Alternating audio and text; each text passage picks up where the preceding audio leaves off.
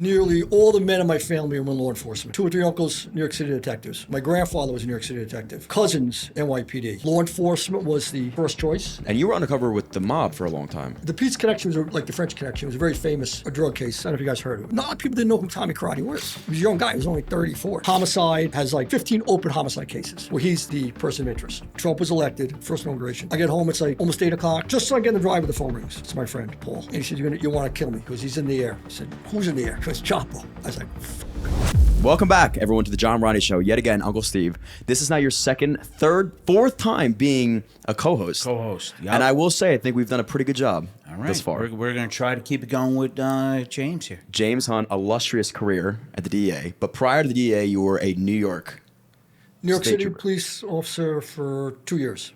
And why the switch to the DEA? The New York City Police Department was great to me. I learned a tremendous amount. It made me a successful agent, the training. But back then, the NYPD wasn't paid much. That's flipped. Fortunately, now it's flipped around where actually they get paid better than federal. But federal law enforcement back then paid a lot more money. This is like in the early 80s. So I had college, which was a requirement. DEA hadn't hired in several years. They had the layoffs around when Reagan was president. So they started hiring again. I put application, and between the police experience and college, I got in. Did you have the idea you wanted to get in before? Or this No, was you one know, of those things it's, which my stopped you? father had been in DEA. Okay. But when I was a kid, even though I was telling Steve, nearly all the men in my family were in law enforcement. Got it. Uncle was an FBI agent. 2 or 3 uncles, New York City detectives. My grandfather was a New York City detective on my father's side. Cousins, NYPD, Secret Service. So, you know, it's a typical big Irish family. Like law enforcement was the first choice. Yeah. You know. Yeah. But when I was a kid, I never really aspired to be a cop. I went to college. I went to Seton Hall. I was going to Seton Hall when I took the police test. My uncle was a detective in Brooklyn, sent me and my brother the application to our house. And it was addressed to me, not my father. I opened it up. My father said, what's that? From his brother Frank. And I said, it's Uncle Frank sent applications for me and Brian to take the test. So he goes, what are you going to do? I said, I'm going to take it. And he says, since when do you want to be a cop? And at the time, I was going to college and working in bars. And he used to say to me, listen, because my 4-year college plan was quickly becoming a 5-year college plan, right, and then a 6-year college plan. And he was getting pissed off about it. You know, late nights out, you know, it was fun. You know, it was a lot of fun. But he used to say, you know, there's not a lot of call for a 50-year-old bouncer. Sure, right. So get through school, and because I don't really give a shit what you do, but do something. You don't make this your life, you know. But you get spoiled. You know, it was good money. Then I was bartending places. I made money there. I was managing places. So you get spoiled. But anyway, so me and my brother went and took the test. He had no aspirations either. But we both did well on the test, and I got called right away to start the process. So my father's like, so you're going to do it? I said, yeah, I'm going to do it. You don't want me doing working bars forever, so I'll do it, you know. And so I went to the academy 6 months, came out, got assigned to Harlem and Washington Heights. In the heyday, the early 80s, it was like Fort Apache. I mean, Washington Heights, the 3-4 Washington Heights had the most murders of any 3 years in a row of any precinct in the city. I think it was like 380. Now, that's as many murders as the whole city has now. Wow. It was like the height of like the Dominican crime wave coming in, the Coke wars, and crack was just starting to come out, and so it was a mixture of a lot of things. So for a young cop, it was a great place to work. The bosses were great because the mentality was, even amongst the bosses, listen, we're all stuck in this cesspool together. Yeah. Like, so they backed you up. You know, it was very violent. There was a lot of shootings of cops back then. Thankfully, there aren't as many now as there used to be. But it was a great place to learn. I really toyed with not leaving. When DEA did call, they called me and says, you got 3 weeks to put a class in, you got a spot. And I really had to do some like quick thinking. You know, I went back and talked to my father, what do you think? And he said, well, listen, you know, I think lieutenants in the PD then made what a grade 12, which is like a junior agent, made in DEA. You know, so I was a little torn. But in the end, I jumped. It was, and then back then, DEA was great too. I had to go to Glencoe, Georgia. Now they do a training in Quantico with the FBI. We have two separate academies, but it's in Quantico, the Marine Corps base. Back then it was in Glencoe, Georgia, which is Brunswick, Georgia. It's like a seaside town right outside Savannah. You know, the training for DEA was actually easier in a way because it wasn't paramilitary. NYPD, like all law enforcement, is a paramilitary organization. So when you're in the academy, they treat you like shit. Like they talk to you like shit. It's like being a boot camp guy. You know, right. You're a maggot. You're a piece of crap. You know, you're an idiot. In DEA, they didn't. It wasn't like that. I think because almost everybody in my class was an ex-big city cop or military. So it was a little more gentlemanly. You know, it was intense training, but you were just treated. It was almost like, look, you're here, you're one of us already. Like, you know what I mean? You've already like, been through it. Yeah, right. Well, you've already been through it. Like, we're not going to shit on you like the boot camp, like NYPD. We don't need that. We don't have time. No, you don't need it. Like, you know, they figured they didn't weed you out. If they weed out those guys in there, Sure. You're here, you made it here. We're not going to treat you like crap. So it was good. You know, I enjoyed it. Made great friends down there. Who, you know, unfortunately with DAs, when you leave, you split all around the country. So you know, so you lose touch with some guys, or you become reacquainted over the years. I wanted to go back to New York. They gave you a wish list, so to speak. There were in my class there was 4 guys come out of New York. All 4 of us want to go back, and all 4 of us did go back. They sent 6 people to New York. 2 people who did not want to go to New York got sent there. The good thing was a lot of people did not. The only people who want to go to New York are New Yorkers. Right. Like if you're from Texas, you do not want to go to New York. Just like I don't want to go to Texas. Right. You know, it's just too much of a cultural thing, and so fortunately, I got New York, and it was a great. When I got there, it was. I mean, it was everything the NYPD was, except you had so much more latitude, money to buy dope, money, you know, for cars. I mean, your cars you seized, you took. I mean, I think, and back then it was, if you had a good supervisor, the cars you took, if you were the agent who seized them, you would have first choice if you wanted it. What do you mean you want it? Well, Like if it's you your want, car? come back to service. They seize them because it's drug-related assets. Right. And it goes back, you put them back into service. So in my first couple of years, I had, and my father used to say, what's next? I had a Porsche, which was great for about 3 weeks, but driving around New York City traffic in a Porsche was a pain in the ass. Wait, time out. You were able to keep these cars for yourselves? Yeah. Car shop. It goes. Come on. It goes like it went to like a seizure process. So it would take like about you'd seize it. You seize it 2 ways.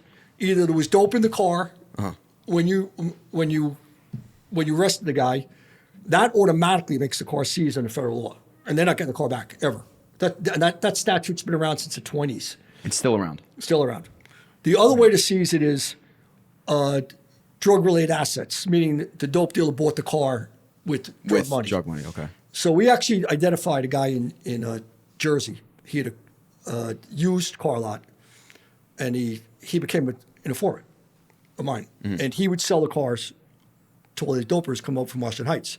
And he had Mercedes, all that shit. And so he'd sell the cars to them. He'd call me. I'd pay him as a form to tell me who these guys are, right? And then we'd get on them, And we ended up taking the cars back, locking them, and taking the cars back too. What? Yeah. So yeah, it's you see, I would have to get like a nice Eldorado. I had And a you nice. start picking your cars Oh, to sell yeah. the car so dealership. I said the nicest of all the cars I ever had was a 1986 Cadillac Eldorado, black, red inside, spoked wheels. It was gorgeous, gorgeous. And that guy came up from Cuba, and we were on him. There was a snitch down in Miami, and he came right here, right before the Lincoln Tunnel. There's a couple of hotels there, crappy hotels, right before Yeah. three, right before, Yeah. right before Kennedy Boulevard. Yeah. And so we sat in this hotel. He said, "You're going to go to this hotel." So we sat there. There was no GPS back then or any kind of shit like that. So you're not, no tracking, there's no cell phones. You're not doing anything like that. It's just, you're just waiting. And it was before Christmas. And we waited for like day and a half in the parking lot, me and my partner, just like basically try to stay awake. You sleep a little bit. And then this car pulled up. I said, shit, he goes to the trunk and he gets this big wrapped Christmas present. I said, that's the dope's in that Christmas present. So he went into the hotel, checked in, and we called a couple other guys, and we did like a little ruse on him, and we stopped him, and I said, you know, you got license registration. We didn't tell him we're the agents. We just said street clothes on, and when he goes in the glove compartment, my partner was standing on the other side. He goes, "Whoa!" Go in the glove compartment. So get the fuck back of it. You know, I put my gun out of the car on the ground. He 9mm. The girlfriend thinks she's screaming and shit. What else in the car? And he gave it right up. Wow. He says, "Any more guns?" "No more guns." "What else?" "Coca, trunk." All right. So he came in and he actually cooperated. He was delivered to a guy, so which he actually ended up doing delivery. We locked up that guy too. So, Wow. But so his car went, even though he did cooperate, he still went to jail. And he turned to another guy. I think we seized like 3 or 4 cars off of him because he'd almost stashed in the garage up in Washington Heights. Back then, guys used to buy the cars with cash. Dope dealers got smart over time, and they started leasing them. So if they lease them, the only thing is you can't change them as much, right? So if you lease them, though, what do you lose? You lose what you put down on the lease. But back then, like in the 80s, they made their 20 grand. They went out and buy the nicest car they could find. So obvious. Yeah. What about drug money? Can you seize that? Oh yeah, I see. Who takes that? U.S. government takes it. Okay, so you don't confiscate the money at that point. No, we take it, but the government gets it. That's what I'm saying. Yeah, You yeah. as the agent doesn't. Or no, we don't get You don't get a piece of it like you do get the car. Right, the car. That's so. I've never heard. Treasury, right? Yeah, That's so it goes to interesting. Treasury fund. Yeah. I never thought that you guys were able to keep cars. What about like things they bought, like watches or? Yeah. So true. They do put stuff like that, like really nice Rolex watches, and they'll put them into. They can be seized, and some articles. What happens is, all the seized go to the Marshal Service first. The Marshal's like the liquidator. Right. They keep things, including money. Then some things get turned over to DEA. So some things like it used to be actually they don't do it anymore. You could seize a gun and light it, and they could put the gun back in service. Wow. But then they would have to go to the firearms guy to make sure it's That makes sense. blah, blah, Yeah, blah, yeah, yeah. they stopped that shit. They stopped that 25 years ago. No more using seized guns. But you know, the gun didn't belong to you. The gun belonged to the government. Sure. Like so when you retire, whatever, you got to get back. But like watches and stuff like that, props, they did have stuff like that. They put into seizure. But it wouldn't be for yours used to wear all the time. If you needed something, yeah, you give me Rolex and dressed up and meet this bad guy. Something they can do stuff like that. Oh, like to play a part. But almost. it's funny because years ago, you guys too young to remember, back when the Rolex President Edition was a big deal, the all gold one, they used to sell the counterfeits on Canal Street for like $25. So we all had them. we all had the counterfeit ones, and they were all. But the only problem is they look great, but in a day or two your wrists turn green. Yeah. You know, so you have to wash your wrist all the time to make it. But they actually looked good. Oh yeah, they still do. They look good. Yeah. Now this is for props to go undercover. You're saying? Yeah, yeah. And you were undercover with the mob for a long time. I was undercover with the Pizza Connection, the first case for like 2 years, and then the second case, Tommy Karate, that kind of morphed into it because they had the same informant, and that listed 3 years. So you went undercover first as Yeah. a pizza delivery boy, right? No. I'll tell you how it happened. The Pizza Connection was like the French Connection. It was a very famous a drug case. I don't know if you guys heard of it. It was well known. course. It was big. All Sicilian Mafia guys got tried. So what happened was, I looked up a guy in the Bronx. His name was Vinny. I'll leave his last name out of it. His kid was in the drug game and he got arrested for a murder in the Bronx and was in Rikers Island. So we had the drug case on the kid, and one of the undercovers from Florida who'd been dealing with the kids was dealing with the father. So the guy told me, who met him in Florida, said, "Look, this guy's not a real doper. I really think he's only doing this to help the kid, because he's a working guy. He runs a catering place in Brooklyn." So fast forward, there's a case made on him. We lock him up, and me and my partner, so we grabbing Vinny. I said, "Look, basically, Vinny, you're screwed. Benny, your son's in jail for murder anyway, and you're in this thing now." He says, "Look, I'll tell you how this whole effing thing happened. The kid got involved. He owed money to this guy up in Yonkers, Sal Canavo, one of the Sicilian Mafia guys, for heroin. And he put the squeeze on me. He said the kid owes him $30,000. So he called me in. He goes, I didn't know this guy from shit. Calls me a social club in the Bronx. Say, you owe me the money now. So I'm like, what the fuck are you talking about? I know you. My kid did something stupid. He goes, no, that's not the way it works. You owe the money. And he goes, this guy's serious cancer. So Vinny knew I got a problem, because Vinny was not a mob guy. Like, he was a working kind of class guy. So that's how we ended up getting this debt to Canavo, to Sal Canavo. So what ended up happening was, we ended up buying heroin alone. So Vinny went back. We gave him some Vinny to pay off some of the money, the debt back, all recorded. And then he said to Canavo, look, it's going to take me a long time to pay you this money back. I'm a working guy. If you give me more stuff, I can pay it back faster, right?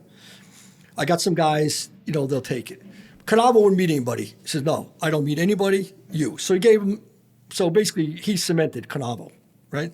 And I still remember, and it's on audio tape, he said to him, the first time he gave him a package, it was like an eighth of heroin, which is like a quarter key. He says to him, don't you be the one to put me on the cross. Like, threaten him. Mm. Like, don't you be the one to do me. And the guy, Vinny, was scared to death of him. So we bought him, and Vinny calls me one day, and he says, look up this guy's name, Manny Adamita. So there was the first Pizza Connection case was done about 2 years earlier, and it involved the seizure of 40 kilos of heroin in Milan, Italy, which was smuggled on an Alitalia Airlines flight into Kennedy. They'd been doing it for years. And they called it the Pizza Connection because all these guys own pizza parlors, all the United States. And they'd funnel them to pizza parlors, and the pizza owners were all Sicilians, and they would have their own little networks there to spread the dope around the United States. So this guy, when they take down the Pizza Connection case, it's the Gambino brothers, Rosario, Giuseppe, and Salvatore. They were all the nephews of Carlo Gambino, the boss of the Gambino family. They were Sicilians. They used to call them the 18th Avenue crew in Brooklyn because of the Zips, because they were all Sicilians. So they were members of the Sicilian Mafia and also members of the Gambino family. But a lot of the American Mafia guys had disdain for them. They used to call them greaseballs and the Zips. But their sole game was drugs, was heroin. So Adamita, when they take the case down, cops in Milan, Carabinieri arrest Adamita and his brother with 40 kilos of heroin in Milan. That ties the conspiracy against all these guys in New York, and they used that 40 kilos to lock up all these guys. Everybody got life sentences. Gaetano Badalamenti, he was head of Sicilian Mafia. Everybody got life sentences. It was like a year and a half long trial. Emanuele Adamita got 40 years in jail in Italy because the Italian cops grabbed him with the dope, right? But they used the same dope as evidence against the guys here. The Italian cops came and testified. It was a very big deal. So Adamita gets 40 years in prison, and I didn't know who Adamita was at the time, right? I know what Pete's connection was, but I didn't know this guy's name. So Vinny says, look at this guy, man, Adamita. And I'm like, so I asked, go to the files, look at some guy, and there was a retired detective in our intel unit in New York named Mike Pitera. He knew every wise guy in New York. I said, Mike, you know this guy, Adamita? Yeah, sure, he's in jail in Italy. But Vinny says, I said, why do you ask? He goes, because he's here. And they're talking about he just broke out of jail in Italy. I met him today. He came into the catering hall. So I'm like, I tell this to Mike, it was Pitera, and he's like, Adamita's here? I said, that's what Vinny telling me, so here's a picture. So I run out to Brooklyn, show Vinny a picture. Is that him? He goes, yeah, it's him. So nobody knows. We call the FBI. They don't know anything about this. What? So what happens is we find out that they bribed the Gambino brothers, who had a lot of clout in Italy, with corruption and everything else. And really, the Italian cops are very straight, hard guys, like, you know, and the judges, a lot of them were really against the Mafia, and a lot of them were killed fighting the Mafia. But they got to some judge who let Adamita out because they said his father died. It wasn't true. Mm-hmm. So they bribed some judge, they got him out of jail, and they immediately put him on a ship that landed him in Miami, a tanker, right? When he tries to get off, he gets arrested by CBP, right, Customs and Border Patrol, who puts him in a holding thing because he got sick, right? So he's in a hospital being guarded by CBP. It's wild, the money spent around. So the Gambino brothers find out that he's down there because they were part of the plan to get him out. They bribe the CBP guard in the hospital. And they tell him, the guard tells him, just leave, walk out. And he looks out in the parking lot and sees guys he doesn't know. He was afraid to leave. Who was? Adamita. He thought they were going to kill him. Right. For fucking up the jail thing and getting all these guys in prison for life. Sure. You know? So at first he wouldn't leave. And then he finally relented. They took him back to Brooklyn. He's there like 5-6 days. And he walks into this place. It was on Avenue U, catering hall, where Vinny worked, to see some friend of his who was the owner, some Syrian guy. So he introduced him to Vinny. And that's how it started. So he used to go in all the time. Vinny became friendly with the guy. The guy's just out of jail. He's looking to make a score because he needs money. Yeah. And he tells Vinny, you guys, I got heroin. So we said, Vinny, Vinny do the buy alone, right? We gave him like 25 grand, all recorded, filed, we got the dope. And he goes, they're looking for weed. The wise guy's looking for weed. A lot of money in weed, tons of money, and nothing happens to you. Right. You're caught. The sentences, even back in the early '80s, the sentences weren't like heroin. Heroin was life. Sure. Federal system. You get caught with 10,000 pounds of weed, and you might get 10 years, right? And the money was crazy astronomical. So they were looking to, the Gambino family was looking to buy weed, right? So he knew Vinny had problems with his kid. His kid was in jail for murder, and he figures, this guy just knows people. And he says, yeah. So I got these guys from Florida. So he brings him down. He goes, look. He goes, you want to go down to Hilton Head? We'll go down there and meet them. The two young guys. They were actually friends. They were friends of my son Benny. They're both from the Bronx originally, but they live in Florida now. Mm. So we go down. He brings down Adamita. We meet him in Hilton Head. We got a Go Fast boat that goes like 90 miles an hour over the ocean. We take Adamita on the boat. He got sick as a dog. I can't imagine. We had a guy who was driving it. He's a DEA pilot. Blowout. It was a seized boat. It was a drug trafficker's boat. Mm. So we told him, this Go Fast boat. We use them. We meanwhile the ships out off the coast of Florida, bring it in, and then we truck it up to New York, Jersey, whatever. So we gave him prices and all this kind of shit. Okay. So he goes, can I get a sample? So I said, yeah, okay. So we arrange, Eastern Airlines was still in business back then. Remember Eastern Airlines? I don't. So we arranged to give him a 2-pound sample, give it to him. Of the weed? Of weed, yeah. Okay. So I went down to Miami, went to the warehouse, DEA warehouse where they had seized a big load of weed recently. One of the agents down there was a weed connoisseur, so to speak.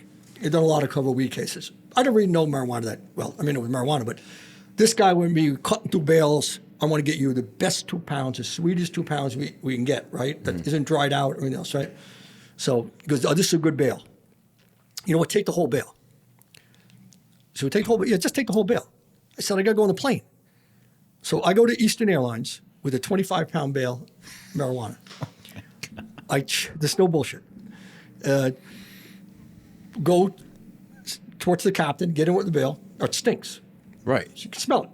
So I get on the plane, speak to the captain, tell him what it is. But it was a different war back then. Wait, I'm sorry.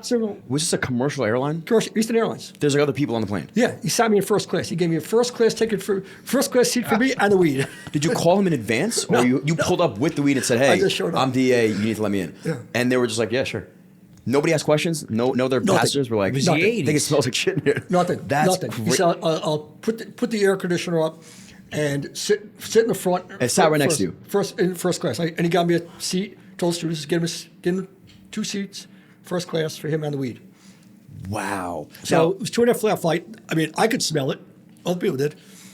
It was a different time. Yeah. Were they still smoking on planes then Uh, in the 80s? Yeah, and that's probably 84. They probably still were, which made the mask get a little bit. So you're Right. smoking, Smoking But cigarettes the and pilot, you don't think nothing the of it. pilot was great. He was like laughing. But they were all ex-military guys, these pilots. So they got to laugh at it. And so I took it back. And then, so we met him and took a big chunk out of it, gave it to him. Don't charge him for it. You know, Who does he think you are at this point? weed guys from Florida. Okay, just regular weed guys. Yeah, Yeah. they're friends with his cousin, though. Okay, with understood. Vinny's son, Benny. That's what your disguise was. You were Vinny's Yeah, son. we were Okay. friends of Benny's. We used to live in the Bronx and Understood. moved to Yep, Florida. yep, got it. And Okay. we'd send up, because they knew Benny was in the business, and Benny was in jail for murder. And So Vinny we proclaimed you guys were his friends. Exactly. Got it. So Okay. all the credibility came. Vinny said, these are friends of Benny. They know the story. They're in Florida. Don't know that shit. Got it. We speak. I mean, I speak. I'm from New York. My partner's from New York, too. So So it all made sense. It all made sense to him, yeah. So he gets the sample. He's approving of the sample. That's sample, yeah. So we go around and we work on putting together a huge deal. But they're scrambling around for money. We got this and that, but we don't want to do it unless there was a lot of money. We want like a $10 million. I don't want like $400,000 or $500,000. And what happened was a lot of these guys, wise guys, will like say, "Well, here's 300. Give me like this. I'll take a piece." But we're trying to store it. This. I don't want to do this. I'm not fucking junk, bringing back and forth. I'm about to place up here and store it and all that shit. I want to get rid of it in one shot. Pay us some. But in the meantime, we got friendly with Anamita. He liked me and the other guy, Tommy, his name is my old partner, and he said, "Could you guys move heroin, Babanya, they used to call it Babanya." And I'm like, there's not really a market for it down here. I don't know. I don't really know fucking heroin addicts. Coke, yeah, but there's plenty of coke in Florida. I know you guys from New York. So he said, well, take some and see what you can do with it. Maybe you can. Of his heroin. Yeah, and go to bad neighborhoods, like, get some, maybe a black deal or something like that, and get somebody interested, Yep. Okay, so he gave us dope, and we were smart enough to figure, okay, we'll give it a month, and said, look, we were able to sell it. Really? Yeah, good. So I don't know, came to them, it was like $30,000, $40,000, maybe, what we owed him. So then it got better. Like, it enhanced it even more. So what we did, we went up in phones. We went up his phone, his 2 cousins' phone. So we'll listen to, we got Sicilian interpreters on the phone. So basically the case is getting linked together. Like, we'd make a call into him. As soon as we called him, he'd call this guy. I spoke to the kids from Florida. It's all on phone, right? Yeah. They wanted this much. And they do talk code language, but it's right after the phone call from us. We're taping it. Sure. So it puts the whole thing in motion. So Anamita, it implicated a bunch of guys, and including the 2 brothers, Joe and John Gambino, who were like the princes of 18th Avenue in Brooklyn. So it ends up the FBI is doing a case in some guys, 2 Sicilians at the same time. They kind of got together. We started crossing over things with them. Different targets, but in the same world.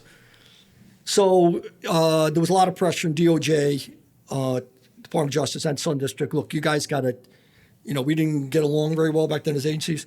So, this is, it's got to be bigger than you. And we actually, in turn, were turning on the Italian cops on the phones because Adamidi and his cousins would call Italy and to speak to the people over there. And they were talking about drug stuff in Italy. So we tell the DEA in Rome, to an officer in Rome, they tell the Italian cops, this guy's a made guy in this family in Sicily, whatever. So it just took off like crazy. And it went off like 2 years.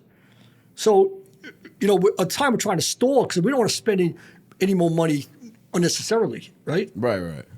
So it comes to a point where they have a bunch of Sicilians that we've identified where he's getting the dope from. And they really wanted to lock those guys in. So we go down to meet and say, listen, Manny, we can move a kilo of that.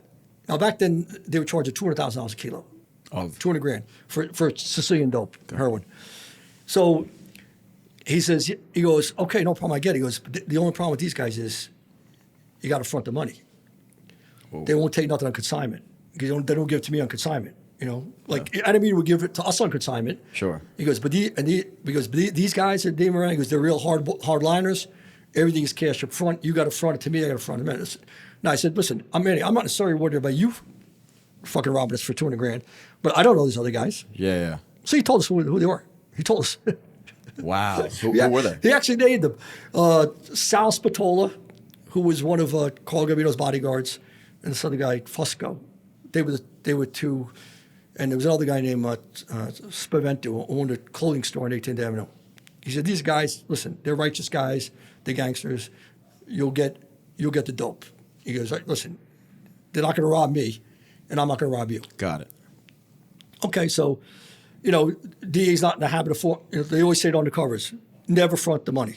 Never front the money. Because, listen, if a guy's a dope dealer, he's also a thief. It's not like you're not dealing with a nice guy. Right? There's no honor amongst these guys, right?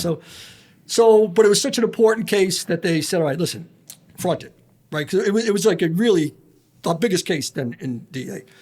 So, U.S. News was taken down. U.S. News and World Report did a whole front page thing. They interviewed me and my partner, like a 20-page story on the whole thing, how it happened. But, so we fronted the money like clockwork. He took the 190 grand and went right to these guys' houses. They were all in the house waiting, came out, packaged. We were in the Golden Gate Hotel on Belt Parkway in Brooklyn. And we had a room there. He came, gave it to us. Very good, high quality heroin. So everybody was through. We got these locked guys in. How many kilos? Just 1 kilo. Okay. 1 kilo. $200,000. Yeah. For 1 kilo. So then now we're doing this whole thing, and they say, okay, we want to take this case down. The Italians are going to take down like 100 guys in Italy because they've been up on phones, and they want to make they want to make a big splash of it. Washington wants to make a big splash, but Attorney General made a big. But you guys got to do it almost simultaneously, right? It was all done simultaneously. Yeah. So the night came. So they wanted to end it with us.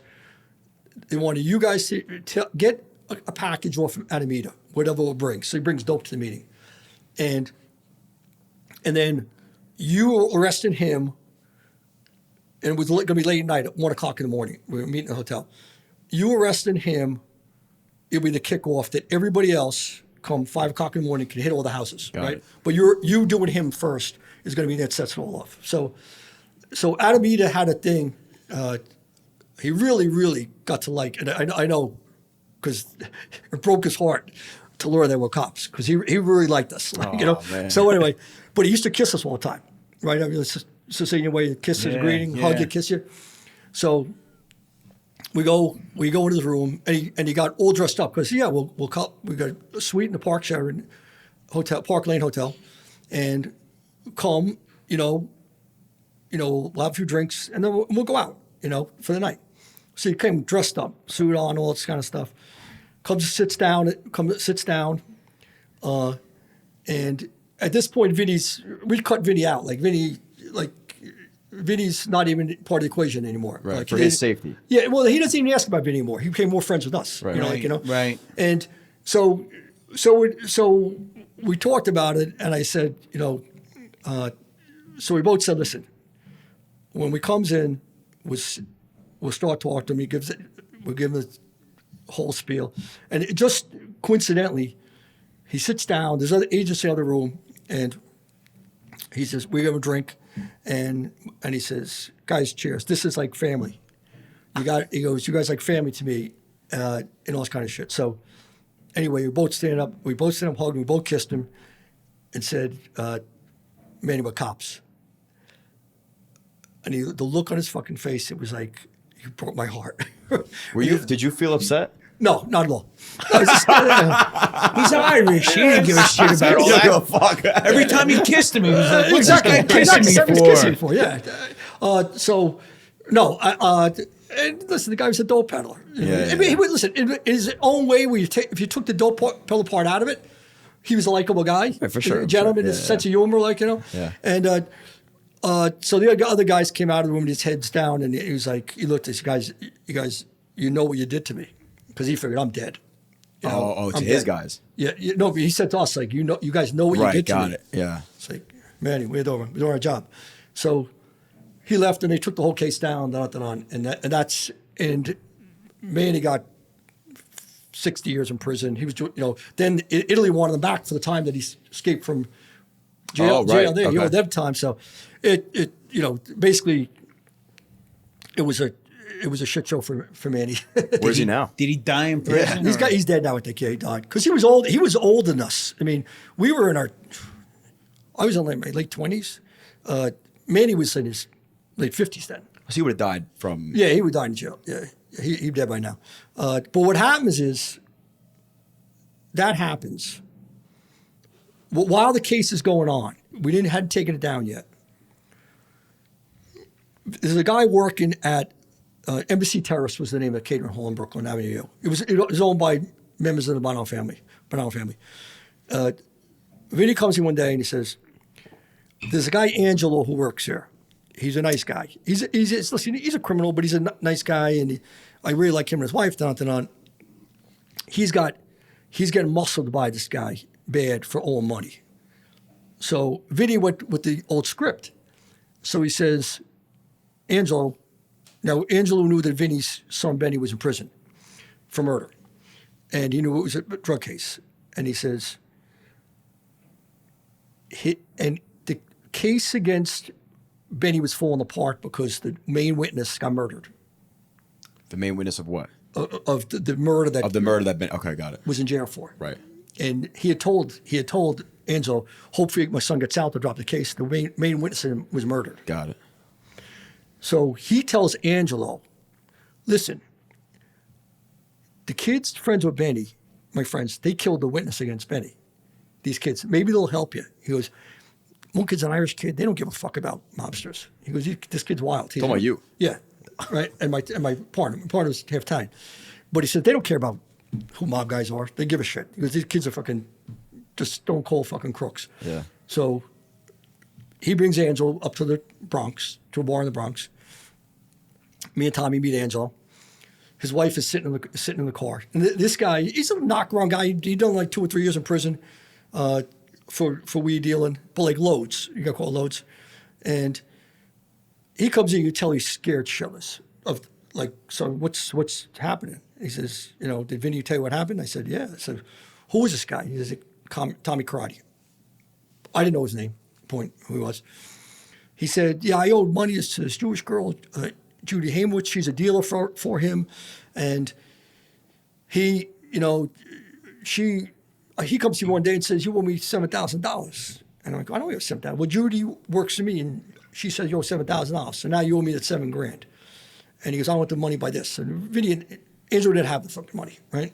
So he says, "Look, so then Angelo had this friend, he was a half-ass wise guy, who came to him and said, 'Listen, Angelo, this guy, Tommy Karate, is serious as cancer. Come up with that fucking money. Because he'll kill you over $7,000. Yeah. And just leave you in the street, just to send a message to everybody else.'" So now Vinny's really fucking Angelo's really fucking sweating. So he says, "Look, the guy, so we're sitting there. I said, so what do you want us to do? He goes, well, Vinny said you might be able to help me. I said, help you how? He goes, kill him? I'm like, you want us to kill him because you have $7,000. I said, so what do we get out of this? Yeah. You don't have $7,000 to pay us. So what do we get? This is goodwill? And he goes, well, I said, listen, bro, I feel bad for you, but we're not fucking killing a wise guy for nothing. For nothing, yeah. And I said, and I said, if we did, and they thought you made behind it, I got a feeling you'd fold under fucking pressure. Right. And who are you gonna do? Is give us up? Yeah. I said, this is stupid. What? You owe us $7,000. So you good product? Oh yeah, you got heroin, coke. I said, okay, this we do. Here's $3,500. We gave him $3,500. Not that night. No night. Go back. It's $3,500 of your debt. Tell him, look, you know I'm a working, just like Vinny. You know I'm a working guy. Like, give me some product. I'll sell it. Pay you back. Not done. Exactly what happened. So we wipe away the $7,000 debt. Now Favara is trusted by Tommy Karate, and we're off to the races again, just like the last thing, last case. So now at first, nobody, like a lot of people didn't know who Tommy Karate was. He was a young guy. He was only 34. But then, you know, we didn't have any DEA files. We had a guy that was an associate of Bruno and Delicato, who was a crazy killer in the Bonal family. He killed Carmen Galante. They call him Whack Whack. He killed so many people. Tommy Karate was his protege. But no, we didn't know this. There was just some file that references to this guy, Tommy, psycho killer from Vietnam that works for Bruno. But Tommy was never in Vietnam. But he went to Japan to study karate. So people misinterpreted that as being in Vietnam. Yeah. He was a psycho. So we get a lot of intel about Tommy. Homicide, has like 15 open homicide cases where he's the person of interest.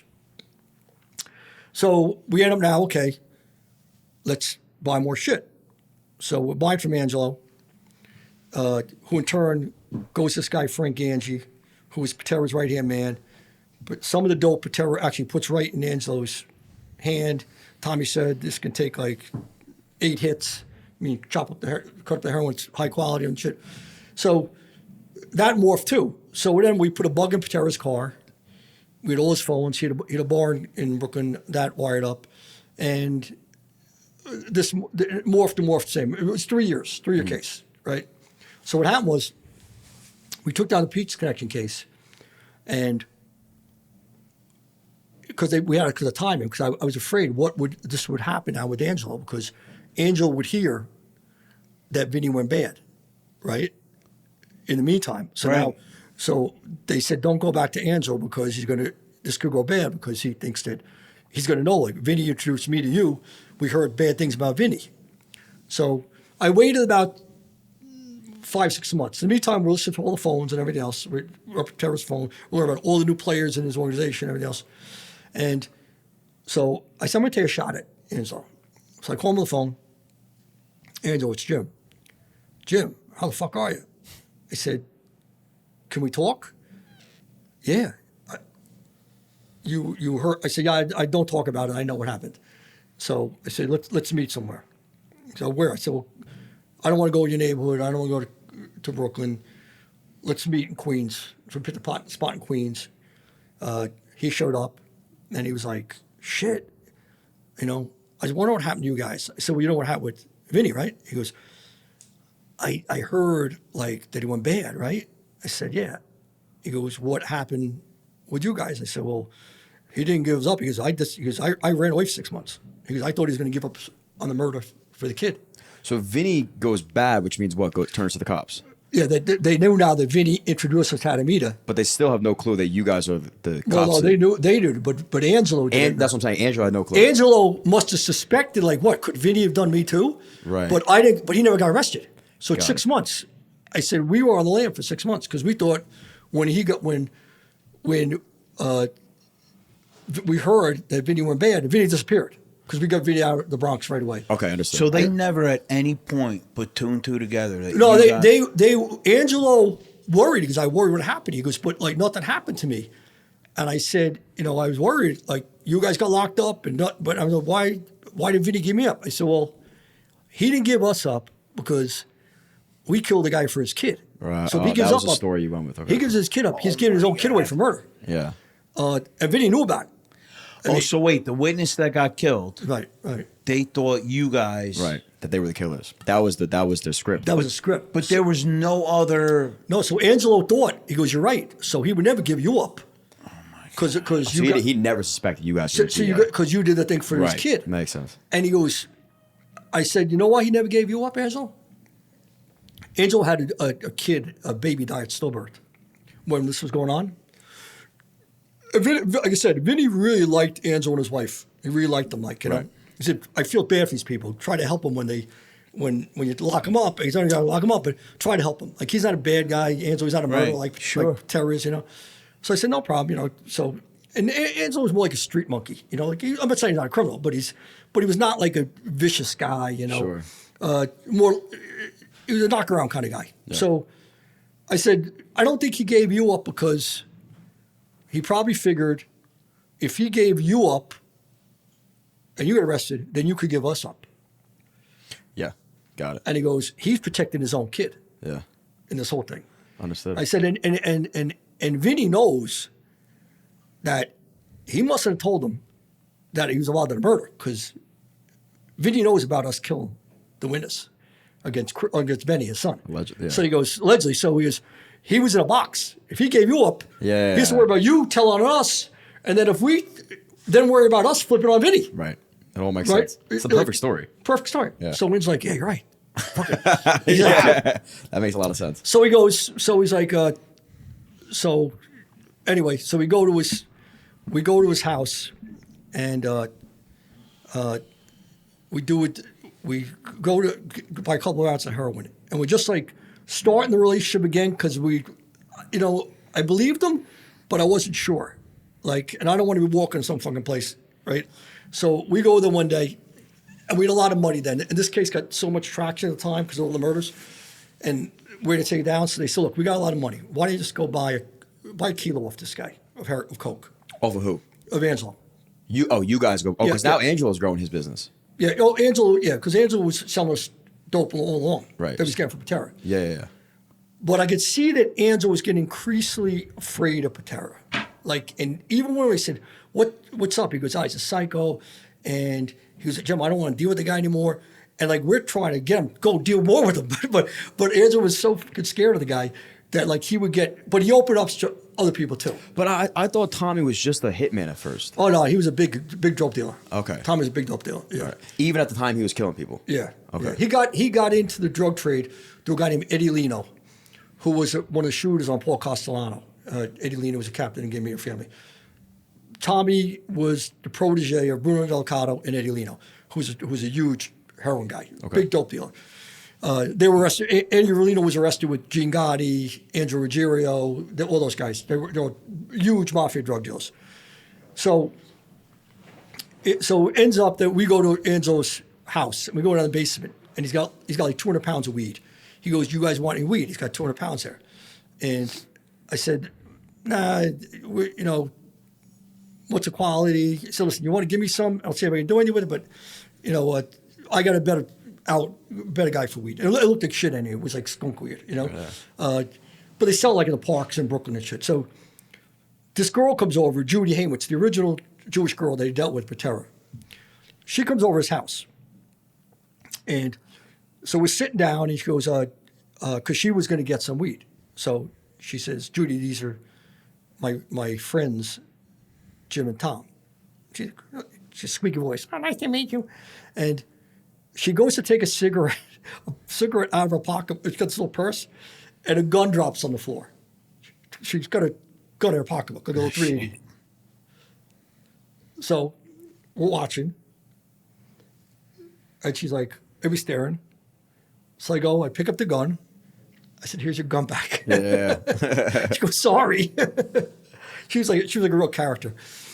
So we got on the phones up, and I mean, and knowing Judy after me, one time I said, "There's no way this girl is not going to cooperate." when she gets arrested. Okay? And she had been in with Pitera for a long time, yeah. for years. Yeah, because you're a Brooklyn girl. She grew up in the neighborhood with them and shit. So they knew each other since they were kids. So that thing went on, and 3 years went by about, and they said, okay, well, we got Frank Ganji got arrested for something. It's a crazy story. He gets arrested for drunk driving, and he hits 3 or 4 cars in Brooklyn. Now, he was involved in like 10 murders with Pitera, but they were on the outs now. Pitera was looking to kill him because he knew too much, right? He's going to kill Frankie. Yeah, because Pitera, what he did was his closest guys always changed.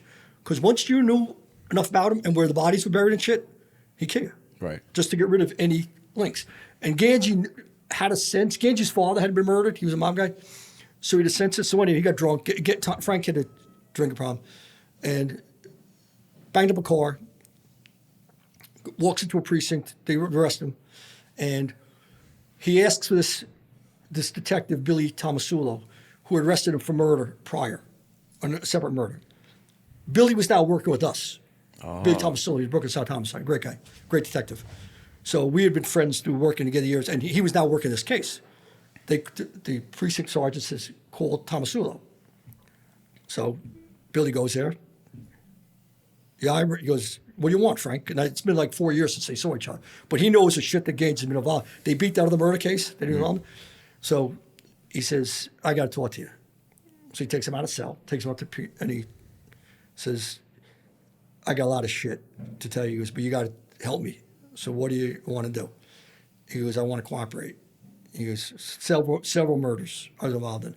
I know where bodies are buried, chopped up bodies, Billy's in the thing. It's like 2 o'clock in the morning. He calls me at home.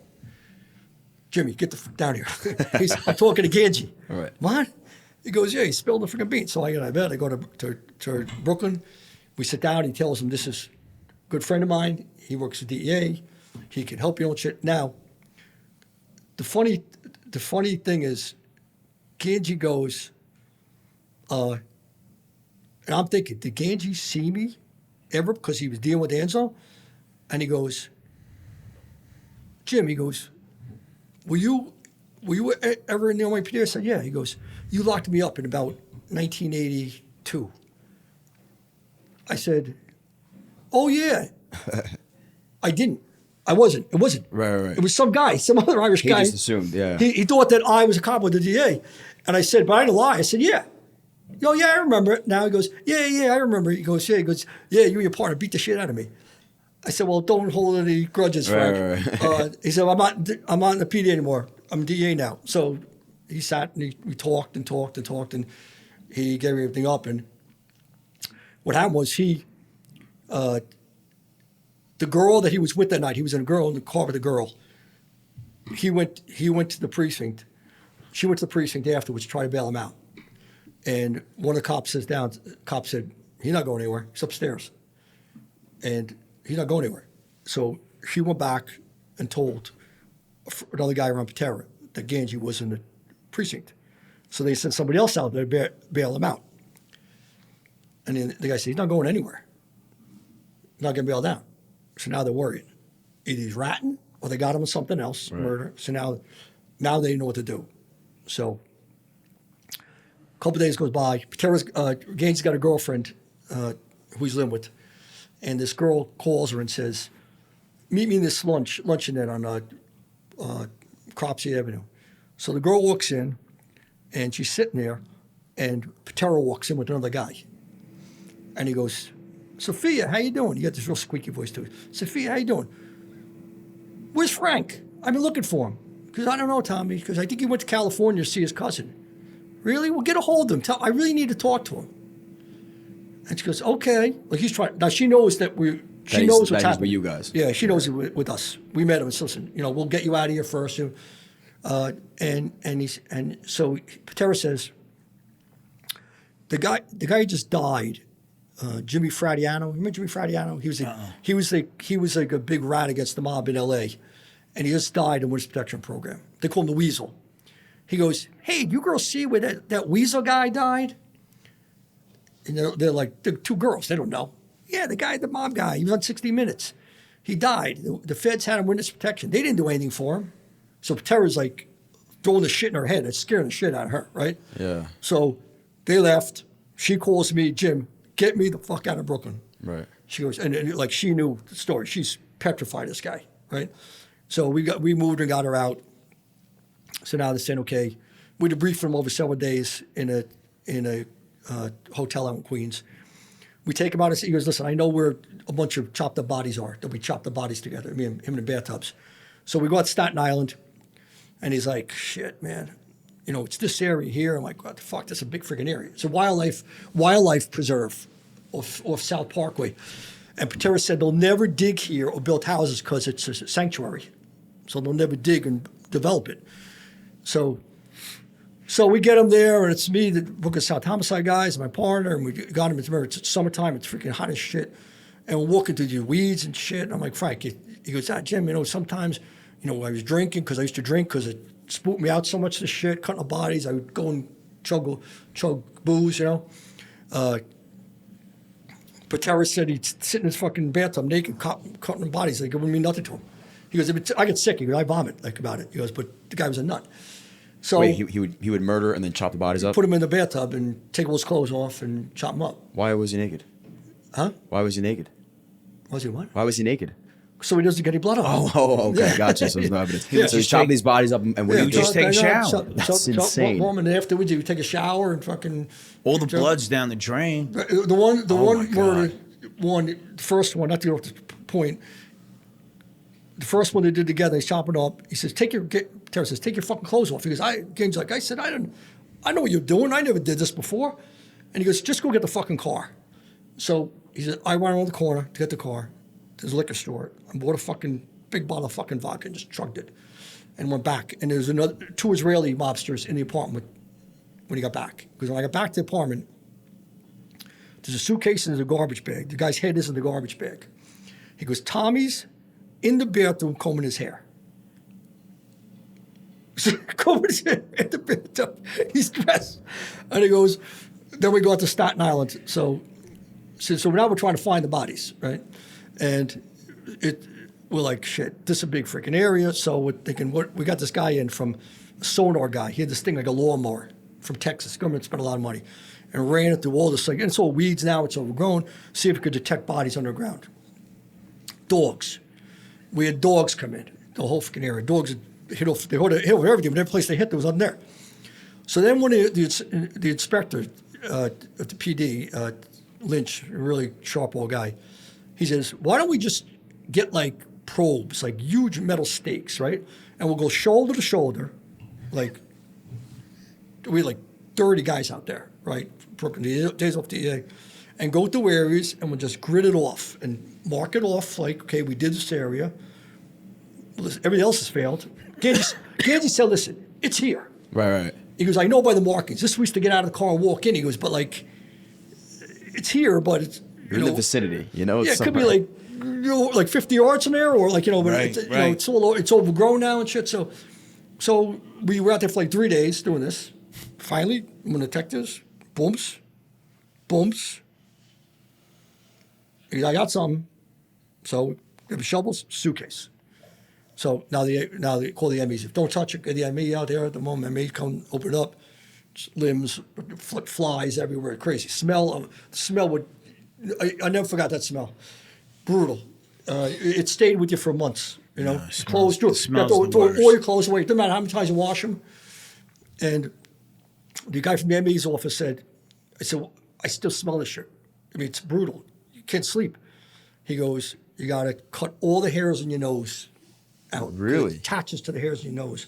He goes, that's what we in the ME's office do. You just go to those little machines, you take all the hairs in your nose. Yeah, that's the only way you get rid of the smell. Oh, my God. I never knew that. Yeah, it's crazy. They learn the tricks, I guess, because they do it all the time. Yeah. So it ends up we found 6 or 7 chopped up. All of them who we identified, we knew. But there was several other places that he had where he killed the guys. Like Ganji knew about this place, and he was going to kill Ganji. So if Ganji was gone, nobody else would know about this place. And that's what he had done. He just got guys close to him, used them for a year or so, killed them, and then found another place. Because he said, Ganji said, yeah, I know he's got a place because he told me. He's got a place in Long Island, he's got a place down in Jersey, probably Pine Barrens, some of that. Probably Pine Barrens. makes And sense. but there was a lot of bodies that were left in the street purposely. You know, he left a lot of bodies in the street. But we have with tapes, tape recordings of his own guys talking and talking about him, you know. And some are actually kind of funny, like to say, have you heard from him? No. And the one guy says, you know what? I'm not afraid to say it. He scares the shit out of me. And the His guy own says, guys, he goes, yeah. yeah, he goes, it's almost like you worry about it more when you don't see him for a few days. You're thinking, what is he up to? Yeah, What is he yeah. up to, right? So, I mean, the young guys, they were petrified of him, you know? And there was no loyalty to him, like, because they all hated his guts, really. I mean, he abused them all. There was no redeeming qualities in, like, Pitera. Like I said, like, guy Adamita, you know, he was a bad guy, he's a dope dealer, but he wasn't, you could like him on a certain thing, but his own guys hated him. So it ends up, final bodies, they say, okay, let's start rounding everybody up. So we lock him, we get on him and his girlfriend's apartment it was a Sunday morning. He'd been out all night, because he told me afterwards I was drinking all night. Coincidentally, his girlfriend's son is in jail for murder. Like they're all for murders. See, the bad crew is in for murder, and kids in the Brooklyn House of Detention, which is on Atlantic Anvil in Brooklyn. Pitera's girlfriend lived maybe about 20, 30 blocks from there. So we see him come down. We see his car. He comes down with her. Get in the car. Okay, look, we'll let him drop her off, and then we're gonna stop him. Now he had said shit to people. They ever come for me, I'm going out blazing, you know, all that kind of talk. So we were, me and my partner, the first car behind him, and I said, well, look, when he stops at a light, I'm going to bump him. I'm going to give him a little jolt, like to stun him, and, you know, then we'll go. So what happened was, it was weird, like, I bumped him, and there was a bus that made like a cracking noise that sound. He thought we were shooting at him. Like the bus backfired. Like a backfire. So when I bumped him, you saw him, and it was like a pop. He dove on the seat of the car. So I ran up to the driver's side, right, and it was locked. So I smashed it, and my partner because the girlfriend left the door open, right? Okay. So I ran on the passenger side. My partner's grabbing him. We dragged him out. He had his hands out like this, like he wasn't resisting really, right? So he went down hard. He broke his nose when he hit the pavement. Was he a big guy? Huh? Was he a big guy? Not really. About 5'8", very well built. Yeah. You know, he was an expert karate guy. I mean, right. he was known for that. Tough looking guy. So he went down. You know, scooped him up. I had an IROC Camaro, like it was a real C's car. So I put him in the back of the car. We're going to the office. Now his nose is like really fucked up. It's off to one side, like, you know.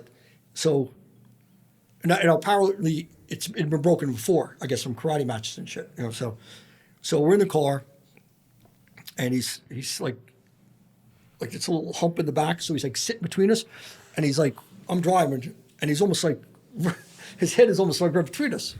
So he's fucking bleeding. Like the nose is like pumping, right? So I said, get something and give this guy, right? And he goes, twist it. Just grab it, twist it. I mean, his nose. He wants me to grab his nose and push it over to the side. I said, I'm not pushing nose. I start bleeding more, right?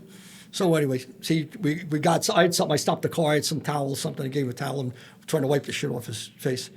So we're in the car all the way back to the office. And he's saying, who?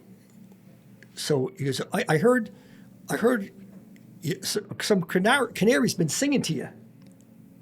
He goes, those canaries, they could sing, but they can't fly. Tell the canary they could sing, but they can't fly. So he's like having fun. He knows Ganji's talking, right? Yeah. So it was like, so he was trying to like dig for us. So he goes, look, you know, I'll talk to you guys, but I'm never gonna rat. He goes, I said, Tommy, I gotta give it to you. I blocked up a lot of guys. You were probably the most devious of them all. He never had a phone. Didn't have a phone in his house. Would only use payphones and a beeper. Like he would not. That's like how disciplined he was.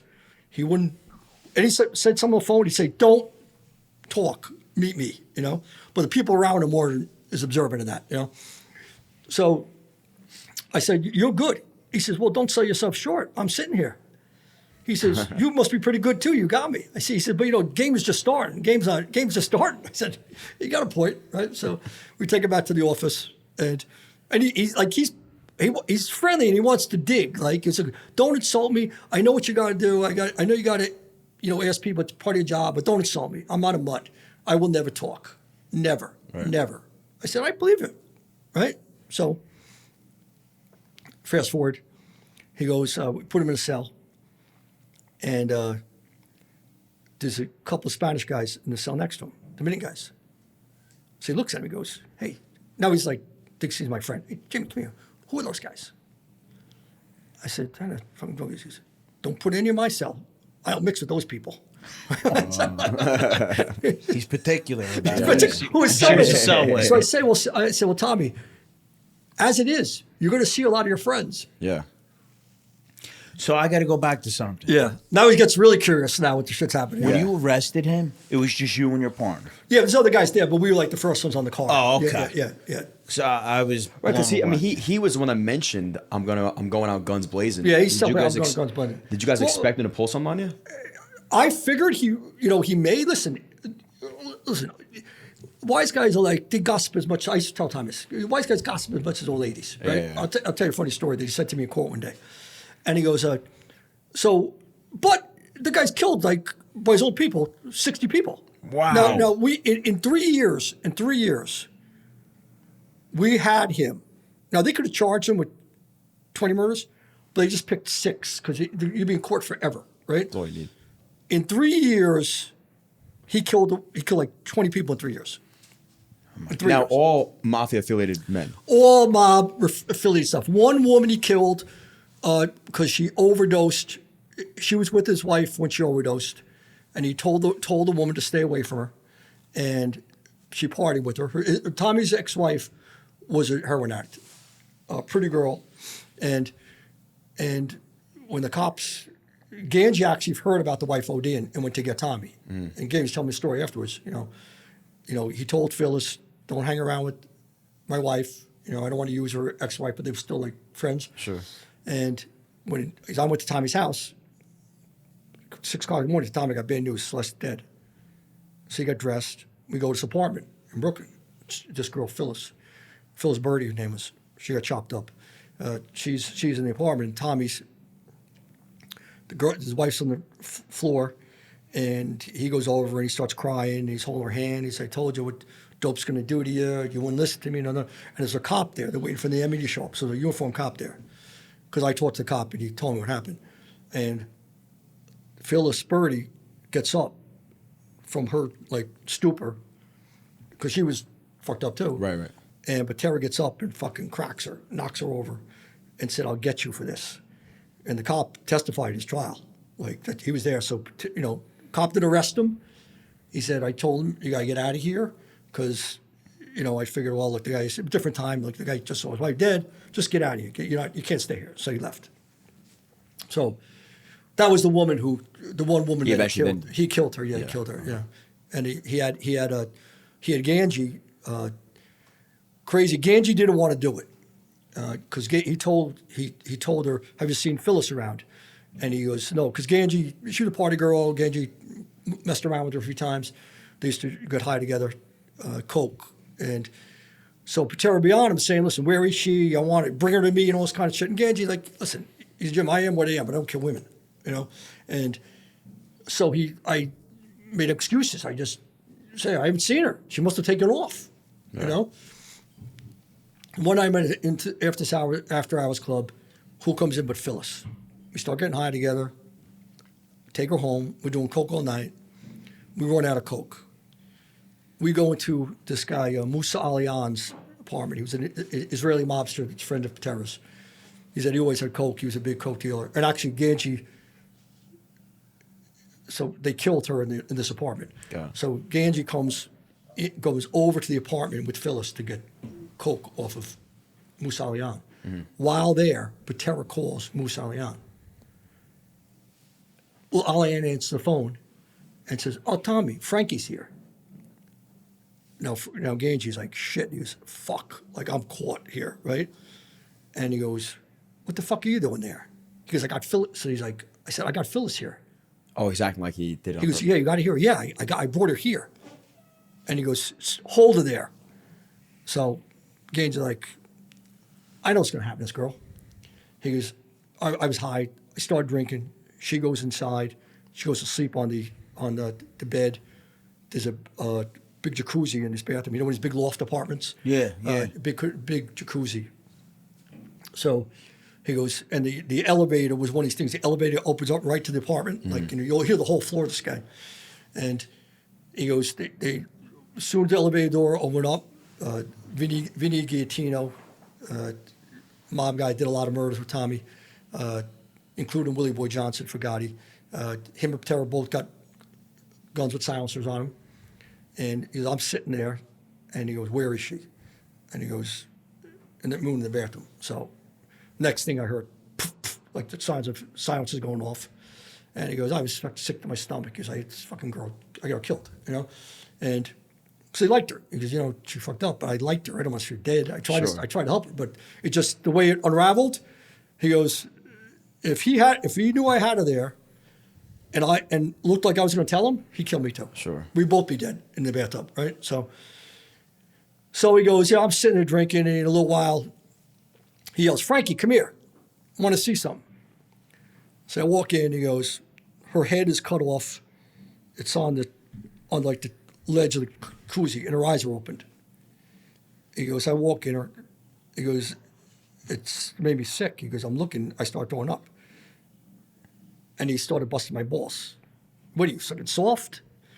So he goes, so her body's in the jacuzzi, her head is on the ledge, and so he's got these bullets, special bullets, he said. It makes them look like shotgun shells, and when it hits you, they splatter inside you, like a shotgun would, right? Can't remember the name right now. But a special, and he wanted to show you what it does to you. It spreads like a shotgun, like your pellets all through your chest. And actually, one of the murders that they did together, Pitera hit him, shot him in the chest with his gun, and the ME's office said he was shot by a shotgun, and it wasn't a shotgun. Ganji said afterwards, we're telling the homicide guys, Ganji said pistol, and Jim, we got the ME report that said it was shotgun. And Ganji's like, "Guys, I was there. I saw him shoot her. It wasn't a shotgun." Yeah. Glazer bullets. Glazer. Wasn't it? Okay. Yeah. He goes, so even the ME was fooled by them, you know? So that's what happened with Phyllis Birdie, you know? So that kind of thing, I think, that more than anything weighed on Ganji's mind and why he actually flipped on Tommy. Yeah. He's since, I believe, killed himself. I think Frank killed himself. I used to talk to him intermittently. He was in a program for a while, then he left. He was down on his luck. And I'm hearing that he committed suicide, you know, out of New York State. He probably did about 15 years on the case and then the judge, he got put in the program, did some stupid things when out. He robbed a supermarket. He ran out a supermarket in North Carolina with the cash register. Oh my God. Frankie, you did. Carry the register. Yeah. This after he gets out of jail. He was on the balls of his ass. Yeah. So he's in jail. The cops call me and who arrested him. And the cops, you know, tell me, "Look, he gave your name. Done. I said, I talked to him." "Yeah." "So, Frank, what the fuck you doing?" He goes, "Jim, there was no violence involved. I just grabbed the cash register and ran. There's no gun. I didn't use a gun or anything." He thought that like it was, well, there's no gun. It wasn't very bad, that bad. Yeah, I just took the cash. I said, "Frank, you know what the judge said when she gave you 15 years for being involved in like 8 or 9 murders. Everything went to you again, you're going to jail for the rest of your life." You know? Yeah. It ended up that the judge, he went back for a little bit and they let him out again. But then he was on his kind of balls of his ass for the rest of his life. And like I said, we used to talk to intermittently. He really had nobody. His whole family were in the mob, so they disowned him. Yeah. You know, so he was like, you know, he said he said in that documentary they did, on the Mobster documentary, you know, "I got to live with this." He goes, "Sometimes I think being a rat is worse than the killings." I gotta live with this, for the rest of my life, that I'm a rat. Yeah. He said, what I should have done was just kill Pitera. He goes, I would have felt better. And it's in the documentary. He says, I would have felt better if I just killed him. Like, he was evil, and then, everyone be better off if he was dead. Sure. But now what ends up happening to Tommy? So Tommy goes to trial, found guilty. So one of the things he said was, when we told him, the prosecutor came to lock up the first day before he goes to court, and he says, I said, Tommy, this is David Shapiro. He's the federal prosecutor. Oh, you're my prosecutor. And he goes, yeah, well, Mr. Pitera, I just want to, if you want to talk. He goes, hi. I'll never talk the same rap again. I'll never talk. I'm not a rat. So he says, well, let me throw some names at you. He goes, if you want to say something, talk to me. I'll listen. Like, he was really inquisitive. He goes, how about Willie Boy Johnson? Now, Willie Boy Johnson was a murder that he did, who had been formed against Gotti for years. And Pitera did with Eddie Lino and this guy, Kojak Coutinho, as a favor for Gotti. They shot him 20 times in front of his house in Brooklyn. If the Gotti promised him, if you don't testify, we'll give you a pass. You won't be able to be around us anymore, but you'll live. And Johnson said, you swear in your kid's life you won't kill me? And he never did testify against him. He was revealed in court because he was a co-defendant. And the prosecutor gave him up as being a rap for years. But Gotti's thing was, look, he also didn't tell them about a lot of killings that we did, because otherwise we'd be on jail for these murders, Right. So Johnson told some things that he wanted to tell, and other things they didn't want to play the game. So they ended up killing him. So the prosecutor says to him, well, how about Willie Boy Johnson? And Pitera says, Willie, that rat. He says to the prosecutor. And he says, Mr. Pitera, this is a death penalty case? Wow. He said, death penalty case? He said, yeah, there's a death penalty case. He goes, they got death penalty federally now? He goes, yeah. You're going to be the second one tried on it. And he says, well, how do they kill you? And he says, David says, I believe it's by lethal injection. And he says, lethal injection? He goes, that's for dogs. He goes, if I get that, I want him, he points to me, to shoot me. Whoa. Oh, my God. This is the first day he's arrested. So fast forward, he goes to trial. They separated his trial. There was like 3 different trials. But all the other defendants did not want to be sitting with him at a table because they figured so they broke it up to 3 trials. Everybody else in the other cases were all found guilty. A bunch of people cooperated against Tommy too.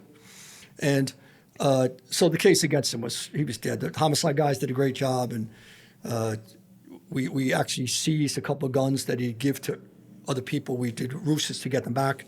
So it was an overwhelming amount of evidence. But during the trial, I'd sit at the table, and the defense table was right next to ours. So, like at the break, hey, so Jim, where are you going for lunch? I said, I don't know. He goes, can you bring me back anything? I said, Tommy, I don't think they'll allow me to bring you back any food. And they used to piss the shit out of his attorneys, because then he would be talking to me. And they'd say something, no, we're just talking. It's all right, right? So we go one day, he goes, hey, can you bring back some candy? I said, what do you want? He goes, Jolly Rogers. Jolly Rogers, Ranchers, what do you call those little little candies? Ranchers, Yeah, Jolly Ranchers. So I said, okay, well, I'll get them for you. So me and my partner, Mike Agrifolio at the time, we go to lunch every day and we leave. I said, we got to stop, find a candy store. I told him to bring this shit back. So I bought a bunch of them. So every day we go out to lunch, come back, and what'd you guys have? I said, here. Thanks. John Rich, his defense attorneys just roll their eyes. He's like, what are you worried about? We're just talking. It's like, it was funny. It was like, he was comical in the trial. And actually when Ganji testified and they went through a bunch of the murders, Ganji started crying. Really? Yeah. So there was a break and the judge gave him, Mr. Ganji, let's have a break from the jury, compose yourself. And Pitera was sitting there out of the jury room now. He goes, Ganji goes, happy now, crybaby? That's so nuts. In the courtroom, in front of the judge. I guess he didn't care at this point. Yeah, like he just wanted to make his point to him. Yeah, because at this point he kind of knew his So they found him guilty on everything. The the one, so went to the death penalty phase, which is like a separate mini trial they have. All the jurors beforehand, when they were interviewed, said they were capable of, if the evidence was clear enough, of putting somebody to death, voting for it. They all said that, because otherwise they couldn't sit on a jury. Okay. Or always get them ask questions, the judge ask a question. They call them voir dire them before the thing, they're picked as a juror. So when they had the mini trial, and it wasn't much of a trial, because I think he had a cousin, or no, her sister came and testified, his dead wife, Celeste's sister, that Tommy actually tried to get her off drugs, tried to help her, like to try to make him look like he's halfway human. Yeah. There wasn't a lot of people coming out to testify for him. So the jury found him guilty. They found him guilty, but at the penalty phase, the death penalty, they came out, and the juror, I think the reason they did was this: the judge charging the jurors at the last thing, because I don't think the judge, and she was a great judge, Rena Raggi, she's a appellate court judge now, she was a great judge. I don't think she believed in the death penalty. And she said to them, because when you go out, I can assure you, Mr. Pitera will never be free again. So if it's on your mind that, like, killing him, that if someday you get out, he will never be free. He'll die in prison, right? Yeah. So when I went out, they came back, no death penalty. We talked to the jurors afterwards, because you're allowed to at that point, curious. And all of them said, the lady who didn't vote for it said, I'm the one who didn't vote for it. She was an elderly Jewish lady. And she explained, I thought I could, but I lost my whole family in the Holocaust. And I've seen so much death that I don't think that I want to be responsible for someone's death. Yeah. It was only one. Even as bad as he is, because I know he's evil. But the judge said, but there's only one who worked on it, right? But when the judge said that, I think, like, gave that out, look, don't worry, but he's never be free. So that was kind of it, like, that was the end of Tommy. He tons of appeals, and Frank Ganji was the guy who did everything, and I was like, it was just crazy appeal. I'm assuming he's dead now. No, Tommy's still alive. Still alive? Where? Still alive. He sells paintings from Allentown Federal Penitentiary. Come on. And people buy it? No, I won't buy it, but he sells them online. You know about the art. That's how I Did know. you buy a painting, Joe? No. I used to get on Instagram. They'd be like, this guy, psychopath killer makes art, and I'm like, who is this guy? And now you're telling me. I looked him up. I'm like, oh, Get out of here. Is Some it of it's not good? bad either. Just pull Some a of it's not picture, bad. Joe. I want to see one. it's not bad. Yeah. It's Wait a not minute. great. When we walked in here, Jamie looked at this like, holy shit, is that one of Tommy's Tommy's paintings. paintings? Well, he's got one. He did one of Marilyn Monroe. He's got No one of Marilyn. way. He's When got you one of looked at Marilyn this- Monroe. If you look at the thing, his catalog, there's one of Marilyn Monroe. One of Wow, one, I'd say he's pretty one good. of Donald Trump. Oh my one God. There's one of Al Capone. I remember seeing that one. Yeah, Wait a second. Is that that's him? him right there. He doesn't age well. Is he an artist? Is he? I guess mean, he's got his art's his art's look, nice. he's doing splits at 60 years old. That's him? Yeah, doing splits. So a friend sends me this thing. He goes, keeping limber in the joint. The guy's 60 years old. He's doing splits. He's on. Wait, 60 now? 60. Now he's 60. He's 70 probably now. But that picture was taken when he was 60. Oh, right, because he wasn't much older than you at this point. That time he was about 4 years older, 5 years older than me. Right. That makes wow. He's still kicking. He still has life to live. Yeah, he's still alive. Yeah. That is pretty nuts. Yeah. To think about. Now he's like They're doing a movie. No movie. Yeah. on him. On him. Yeah. Well, imagine how great the movie will be. Yeah. I mean, it's great that he's still alive. The guy's in the shower naked. Yeah. It's cutting- actually cutting Pete bodies. Davidson's doing it. Get out of here. Yeah. Who's Pete? What's his role? Pete may play him. Get out of Yeah, here. Pete is the one organized. Spoke to Pete a couple times. Great guy. He during COVID, so one of Pete's friends gave him the book, and he read the book. And Pete's from Staten Island. His father was a fireman, got killed in 9/11. Yeah, right. He said, Jim, we grew up close by that, where that happened. So I remember hearing about this, the lore of the Mafia burial ground, and all this shit. Yeah. So he got real interested in it, and he contacted Phil Carlo, the author of the book, who died of Lou Gehrig's disease, unfortunately. His wife, she had the production rights to it. So Pete contacted him and said, listen, I really want to do this. So she said, well, look, if you really want like an encyclopedia of the whole thing, talk to Jim Hunt, because I became friends with Phil and his wife, because I was still working when you wrote the book. So he said, would you, I said, look, I can't write a book. I'm working, right? And I'm not into book writing. Cops write books and shit. I'm not into that, really. So I said, if you want, you could go to DEA, and DEA may say, look, if this puts DEA in a positive light or something, they might say, go ahead and speak to him, which they did. Listen, this is going to be a law enforcement good guys book. I'm not writing bad about law enforcement. Sure. So DEA said, yeah, sure, go speak to him. So I met with Phil, 30, 40 times, restaurants, whatever, have a couple of drinks.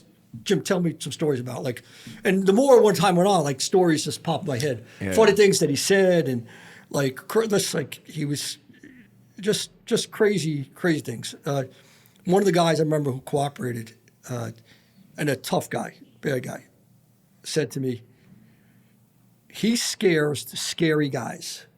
The scary guys are scared of him. Oh, Tommy. He goes, he practices. I said, practice what? He practices killing people. Practice. And then we used to follow him to West Side. He still had 3 guns registered in his name. He never been arrested before in his life. What? He had never arrested before in his life, Tommy. That's insane. He used to go to West Side Gun Club in Lower Manhattan. We'd follow him there. And then we'd bug in his car. And so, this is fucked up. This guy's got 3 guns, but he had no police record. So he can't do anything. So anyway, we called one of the guys at Brooklyn South Homicide, Matty O'Brien. So the prosecutor said, and we were then working jointly with them on everything. And so the prosecutor said, Matty, can we pull these guns? He goes, yeah. I'm going to say, I'm at New York City Police Department. We're pulling those guns. I don't have to tell them anything. Right. It's not an inherent right to have a gun. It's at the police department giving the privilege to have one. It's like having a driver's license isn't a right of yours. Right. It's privilege. It's privilege. Yeah. So he said, I contacted. He got a hold of Tommy, left a letter. New York City Police Department. We want the 3 registered guns. His lawyer contacts the police department, says he'll be in my office. The guns in this office. So Matty goes to the office. He's the first one to meet Tommy. This before a year and a half before we lock him up. He's in the office. Now Tommy's so inquisitive. He wants to know. He wants to be there when the detective shows up. So Matty shows up. Tommy's sitting there. Oh, Detective O'Brien. Yeah, Tommy Karate. They call me Tommy Pitera. Yeah, we know. This Tommy. So he goes. You could check the ballistics. They're all good. He says, yeah, Tommy, I didn't think that you would be, have guns registered that you used killing people. So we took the guns. So he knew at this point. Yeah, well, he knew that he was known, but he also knew he wasn't killing people with his guns. He had a stash of 20 guns that moved from one guy's house to another guy's house. Right. We got one of his machine guns. He called it Big Bertha with a silencer on it. That's what his nickname was, Big Bertha, for amongst his crew. We were able to do a maneuver to find those. But some of the guns we didn't find. We found a lot. We found a lot of silencers. But he had books, the Hitman's Handbook. Who wrote that book? Some crazy motherfucker like him. And now the guns that you were able to confiscate the 3 guns. Yeah, we took those. But none of those were linked to any of the homicides. He would never, he was smart. He was smart enough to not These were that. guns that he'd go practice shooting with. Wow. Literally practice shooting, yeah. And I'm sure the gun range knew who he was, no? I don't know, because he became very well known in a short period of time. Right. But in the mob world, he was very well known and feared. But you remember a guy that had not been arrested ever. That's so interesting. Ever, for nothing. And now he never speeded a ticket. Wow. That's even crazier. Now, what family was he involved with? Bonanno family. He was a captain in the Bonanno family. Okay. When I looked him up, I didn't realize that he was more than just a killer. I thought he was just a hitman. No, drugs was Tommy's moneymaker. How has the mob... Fun was killing people. The fun was he the enjoyed killing. killing people. No doubt about it. He enjoyed killing people. And he enjoyed... He enjoyed giving people the creeps. Mm-hmm. Guys said he enjoyed, guys, some of these wise guys would say, nobody, when he's around, nobody wants him behind you. You don't know, right? Yeah. Even Anthony Queso, who was the boss of the Lucchese family, and was a psychopath, he cooperated, and he said, "Yeah, Tommy would come to me and say, Anthony, anybody who want taken care of, just let me know. Like he just like asked me like He didn't give volunteer. a shit. It wasn't even my family. He Was he one of the deadliest killers in the mob? Oh yeah, I think he's. I mean, his guys say he killed 60. I don't know. That's the lore amongst them. Right. I mean, all I know is within 3 years, he killed 20 people. We're investigating him. So figure out the math. He was only 34 then. That's so crazy. He got made when he was young. He got made like when he was mid-20s. So Yeah. you got to kill somebody to get made. So he had a good like 8 or 9 year stretch before we locked him up. I didn't realize how involved the mob was with drugs. Money, they're huge. It's not.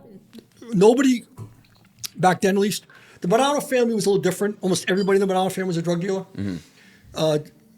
Other families sanctioned it. You took money from it. I mean, John Gotti said he had nothing to do with drugs. His brother did 50 years in prison for heroin. His best friend, John Caniglia, did 50 years. Angelo Ruggiero was like a brother to him, did 50 years. They're all heroin dealers. Gotti made money for heroin? Absolutely. Yeah. He just said, don't do it. I'm not touching anything. Just bring me the money. That's what they did. God, so they didn't want to like publicly say they were. Yeah, the public thing is anybody who deals dope gets killed. Now Gotti, when those guys got arrested, Gene Gotti, Angelo, Eddie Lino, who was Tommy's like mentor, they were going to get killed.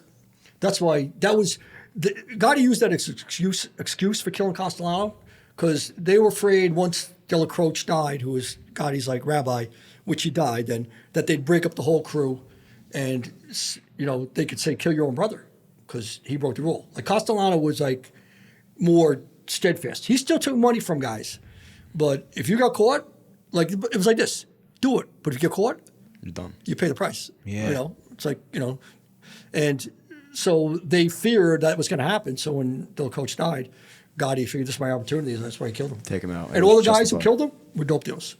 John Carniglia, Eddie Lino, Sal Scala, Reno Tuzo, all heroin dealers. So the guys who killed him were dope dealers.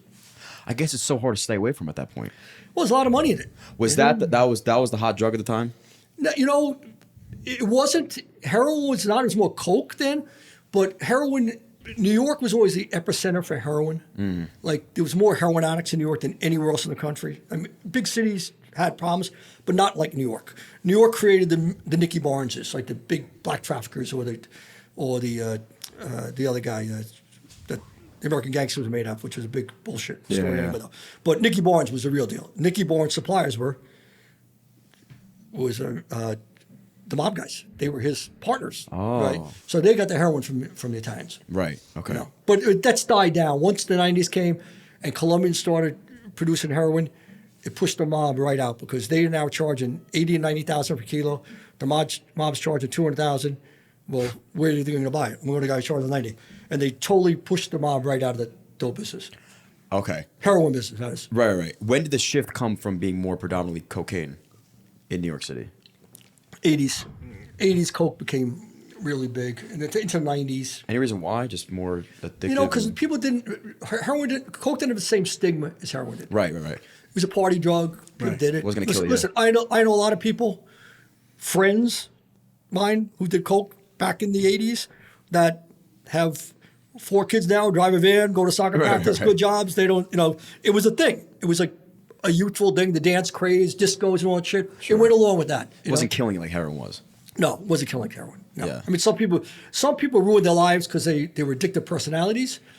Like crack cocaine was a lot different than red cocaine. Crack cocaine was a whole different story. People got really fucked up on that. What was the price difference between a kilo of coke and a kilo of heroin? Coke was much cheaper. Kilo of coke was in the $20,000. So it was much cheap. It was much cheaper. It didn't have the dirty thing on it. You didn't have to inject it. Yeah. That was all the dirty thing about heroin. Like, you didn't become. Coke doesn't make you. Is never physically addictive. It's psychologically addictive. Like it's not like alcohol.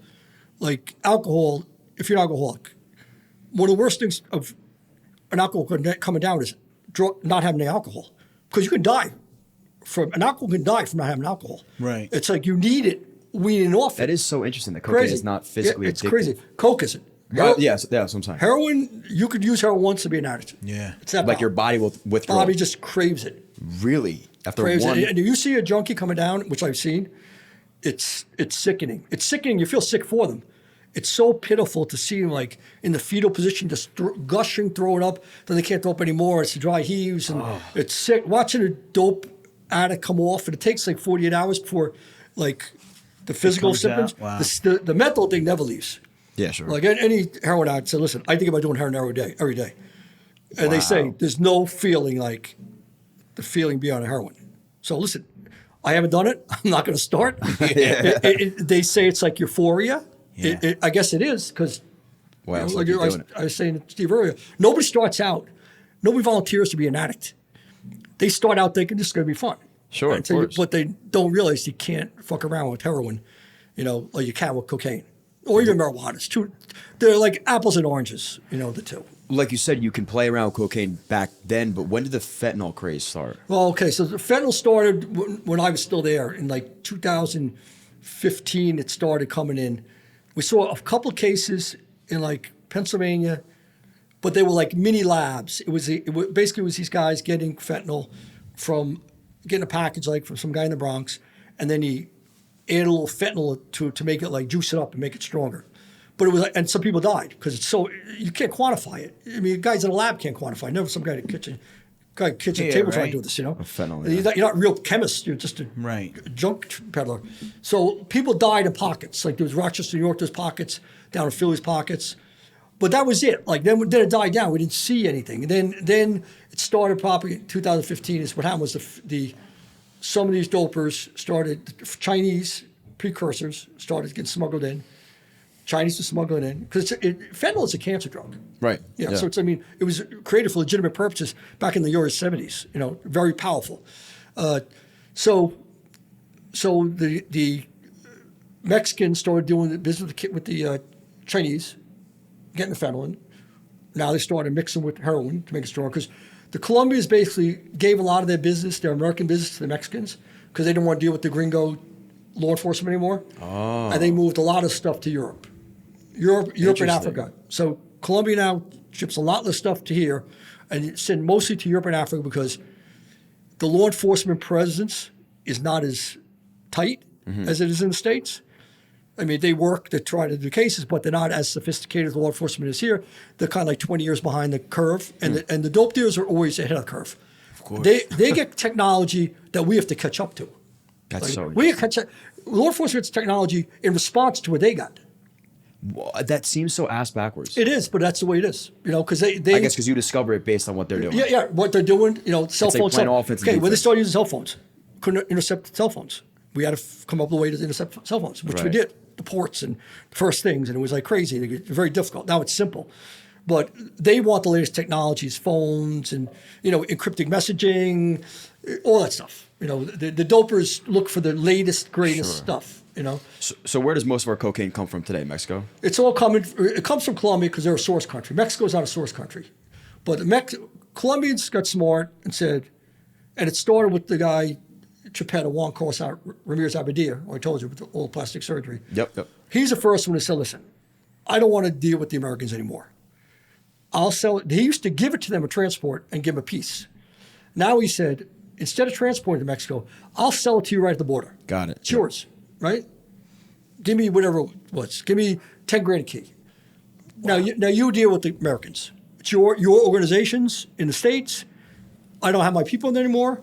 I don't have to worry about the Americans and dragging me out and killing me like Escobar. I'll do it Europe and Africa, which are fledgling markets. They're 20 years behind. Just like pop culture, like Europe was always like behind us in pop culture. American stars are so popular in Europe, and it's a fad. Like everybody wants to be like the Americans, like the cool kids, kind of. Right. Not that we are, but a lot of people think we are. Some people think we are. Right. So they copy trends, Got and it. the trends in Europe is right now. Coke is huge. I think recently somebody told me they got like $75,000 a kilo Coke in Europe. And they're listening to Duran Duran. That's Right. so Right. crazy. Yeah. So wild. why would you send it to the U.S.? Right, yeah. When you could first of all, you got all your people there who got a chance to get locked up. You've got to get the money back afterwards, right? And you're only getting say $25,000 a key. When you can go there, take less risk because the law enforcement is not as tight, right? Right. You don't have to, you can send it all on these huge cargo ships, right? You buy one of these trailers for nothing. the police can't go to all these trailers. You see stocked up a Port Newark, Right. You know, hundreds of thousands of these things. You can't go to them. Can't go to one of them. It takes days. You know, but they said and then the Mexican crime groups, Sinaloa cartel, which is Chapo, they stepped into the void. They already had the transportation routes, and so now all the organizations now in New York, where it used to be the Colombians, would be the guys, and they give the coke or heroin to the Dominicans. Now it's the Mexicans. Got it. Giving it, but the Dominicans are still the street guys. In the U.S. In most places in the U.S., Dominicans go into towns and take over in weeks. You know, they're really sophisticated. They can be very violent, which is big if you're a street guy. Violence spreads a message fast. Sure. But the hub is still New York. But they're in Houston, Chicago, Atlanta, all of Pennsylvania, Philly. Even in LA now, guys say the Mexican groups in LA.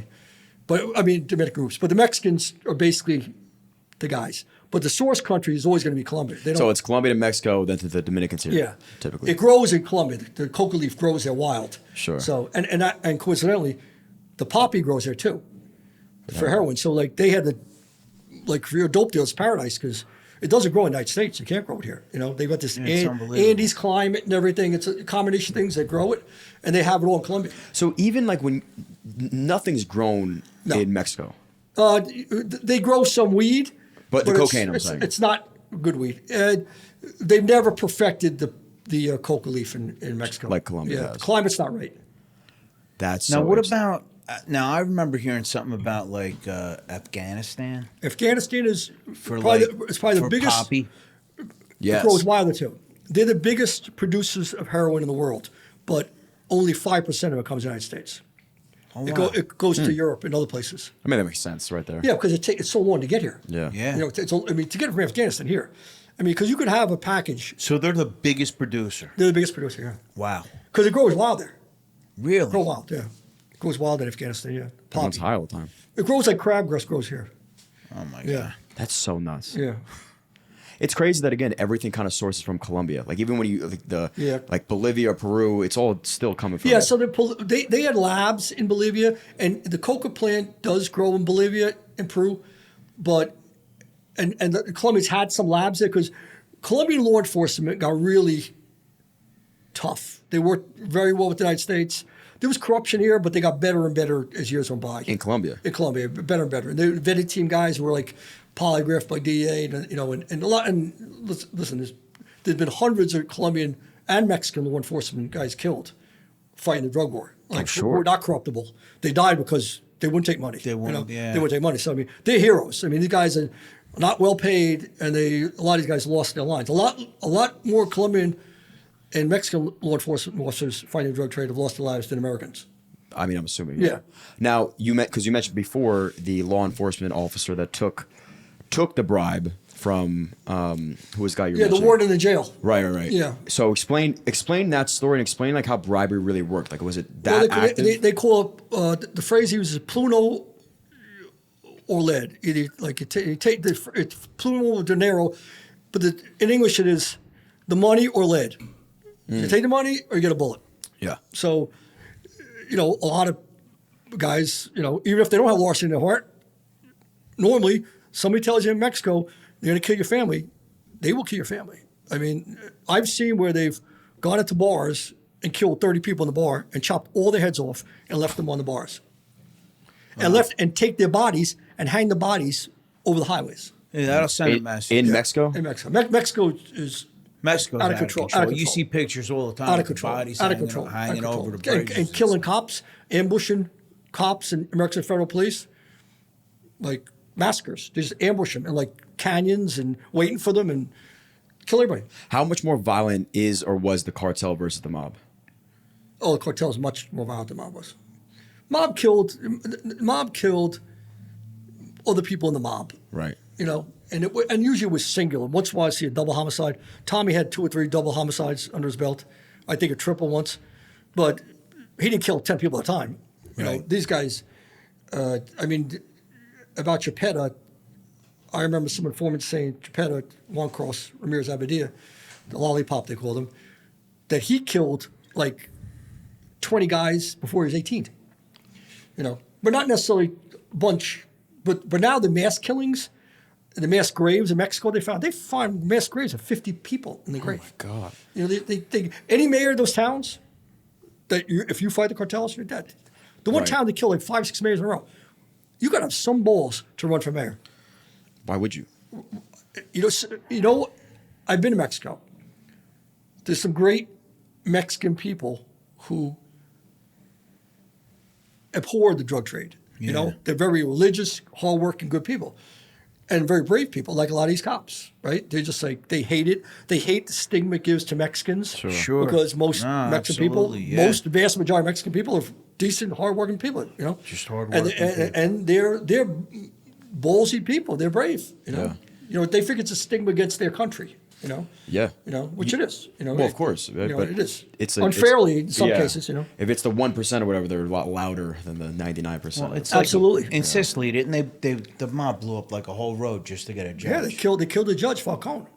Yeah, I was invited because he was the judge of the pizza connection case. In Italy. He was. Yeah, Judge Joe Falcone. Yeah, And they blew up that met him. whole highway to They get waited. him. They waited to kill him for a year. He had about 20 bodyguards. And he lived in the police station in Palermo, and they waited, and they figured out a plan in order to kill him. They blew up an overpass, a bridge going over like a canyon. Blew the Nuts. whole thing up with his car, and he had like 10 bodyguard cars around him. Wow. Blew him up. How many casualties other than him? Kill him. Sorry? How many casualties other than him were dead? Oh, in Italy? No, from that bombing. Oh, there was probably like 20 other people Oh got my killed. God. His bodyguards, everyone's killed. Right. Yeah. What was your involvement with the El Chapo case? So the case against El Chapo was initiated out of New York when I was chief of the Joint Task Force, which is 100 New York City detectives, about 80 agents, and about 80 New York State Police investigators. So the indictment, everybody around the country had a case against Chapo, like they got an indictment against him. But what happened was they sent to DOJ, here are all the cases around the country against Chapo. We got to do this as a single case. You know, you can't be flying the guy all over the country. So we're going to look at what's the best case, the strongest case. Came back, the best case was the New York case, right? Most witnesses, most including Pitera, who was testified against him, against Chapo. And so then we had the indictment. What were the specifics of the case? Racketeering, continuing criminal enterprise, murder, all the large-scale drug trafficking, money laundering, everything, corruption of public officials. Got it, okay. You know, he was charged with the gamut. And then, so he went to, he was in jail in Mexico. He was on the loose for years and years. And then he was finally caught. He was escaped a couple times. They hit houses, Mexican police with DEA. And he had houses all over the country. And where he'd go, he'd have the bathtub would open up, and they'd put him into the sewer system. And he just, as soon as he had bodyguards all over the place, and they might kill 8 bodyguards to get to him. Wow. And you hear the bang bang, because I've seen the videos of it, and I mean, you talk about some ballsy guys, these Mexican cops. The Mexican Marines are the ones who did all the apprehensions with DEA. They hit him, flashbang, and boom. Then you hear inside, machine gun fire like crazy. The guy's inside. That would give him enough time, because he slept right next to the bathtub, pop it, close it. Ends up, the gunfight would go on 15 minutes, everybody and the thing is dead. No Chapo. Then they break the house apart. They'd find the bathtub goes up into the system. So he evaded them like 2 or 3 times, two at least, 3 times maybe. And then he finally got caught. He did the same thing, went in the sewer system, came up, and it's the one picture you see. He looks dirty as hell. His T-shirt's all stained, and he hijacked the car. He had a gun. He took an AR-15 with him, and one of the other guys with him, and they carjacked a guy. Right? They came up like a quarter mile from where the house was. Came up to a manhole, looked around, got up, seen a guy, boom, carjacked, and the car broke down. No way. Oh my God. Mexican federal police roll up. He knows he's not going to shoot it out. They're going to kill him. So he takes him. They take him to a motel.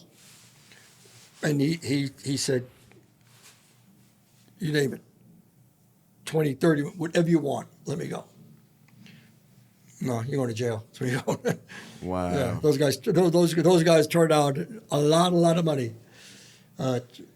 So then he went to jail, and then he had the famous escape. You know, they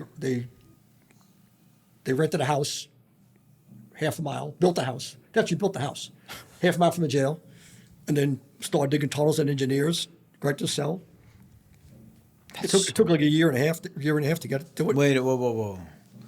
They built the house. They built the house. They dug the tunnel Inside the house. right to his cell. Right to his cell, came right up into his Oh my God. bathroom. That's In the insane. bathroom. That's unbelievable. And so it's actually on the video. You see him duck out because they had 24-hour video, but they wouldn't have it to get privacy, I guess privacy rights, when he went to the bathroom. So you see him in the cell. He gets up, walks around, and he goes behind where the toilet is, and it's like a little thing, so you can't see. That was done intentionally.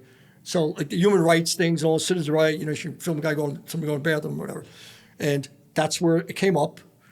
The last day they popped through the tunnel and went down. There's a railroad track with a motorcycle on it. Jumped the back, right back to the house. Now, how did they not just take this tunnel back and find the house? They did. Oh, they did? After he's gone. Oh, because then he's in the house and he left. He's gone. He's on the house. Wow. Yeah, yeah. So they found this house, nobody's there. They found the house, yeah. And where was he eventually caught again?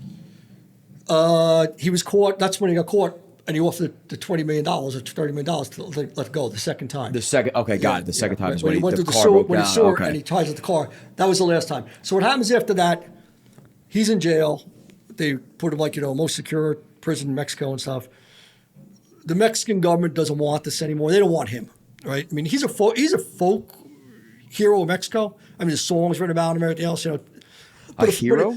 Oh yeah, he's a folk hero. Yeah. But why? Because he was a poor kid who made it. Like he was a peasant, and a lot of people in Mexico live in poverty, and a lot of people make what the small make is made off the drug trade. You know, so they're like, if you're a doctor in Mexico, you're not going to look like Chapo as a hero, but to support people, just like poor people in ghettos looked at gangsters as Like a John heroes. Gotti Yeah, character, yeah, same okay. similar thing. You know, Understand. So I mean, this song's written about him and everything. But they didn't want him. The government didn't want him. It was a big embarrassment, to them. It made him look like a third world country. So we knew we were going to get him. And the agent in Mexico who used to work for me in the Special Operations Division in Washington, he was the agent in charge there, a great guy. And he said, look, I'm dealing with the Attorney General and the President sometimes, and we're going to get him. I just don't know when, right? And so there was talk, well, maybe soon, So we already knew. I said, look, he's got to be flown into MacArthur Airport out Long Island because the case is out of Eastern District, so he's got to land there in the district where the case is going to be. So it couldn't be Newark Airport. It couldn't even be Kennedy, but traffic is too busy. MacArthur is like a more private airport. So, so we're hearing it's going to be soon, but we don't win. They're not getting anything more than that. So it's the night before Trump was elected. Inauguration, first inauguration. It's early January. Right. And I get home. It's like almost 8 o'clock.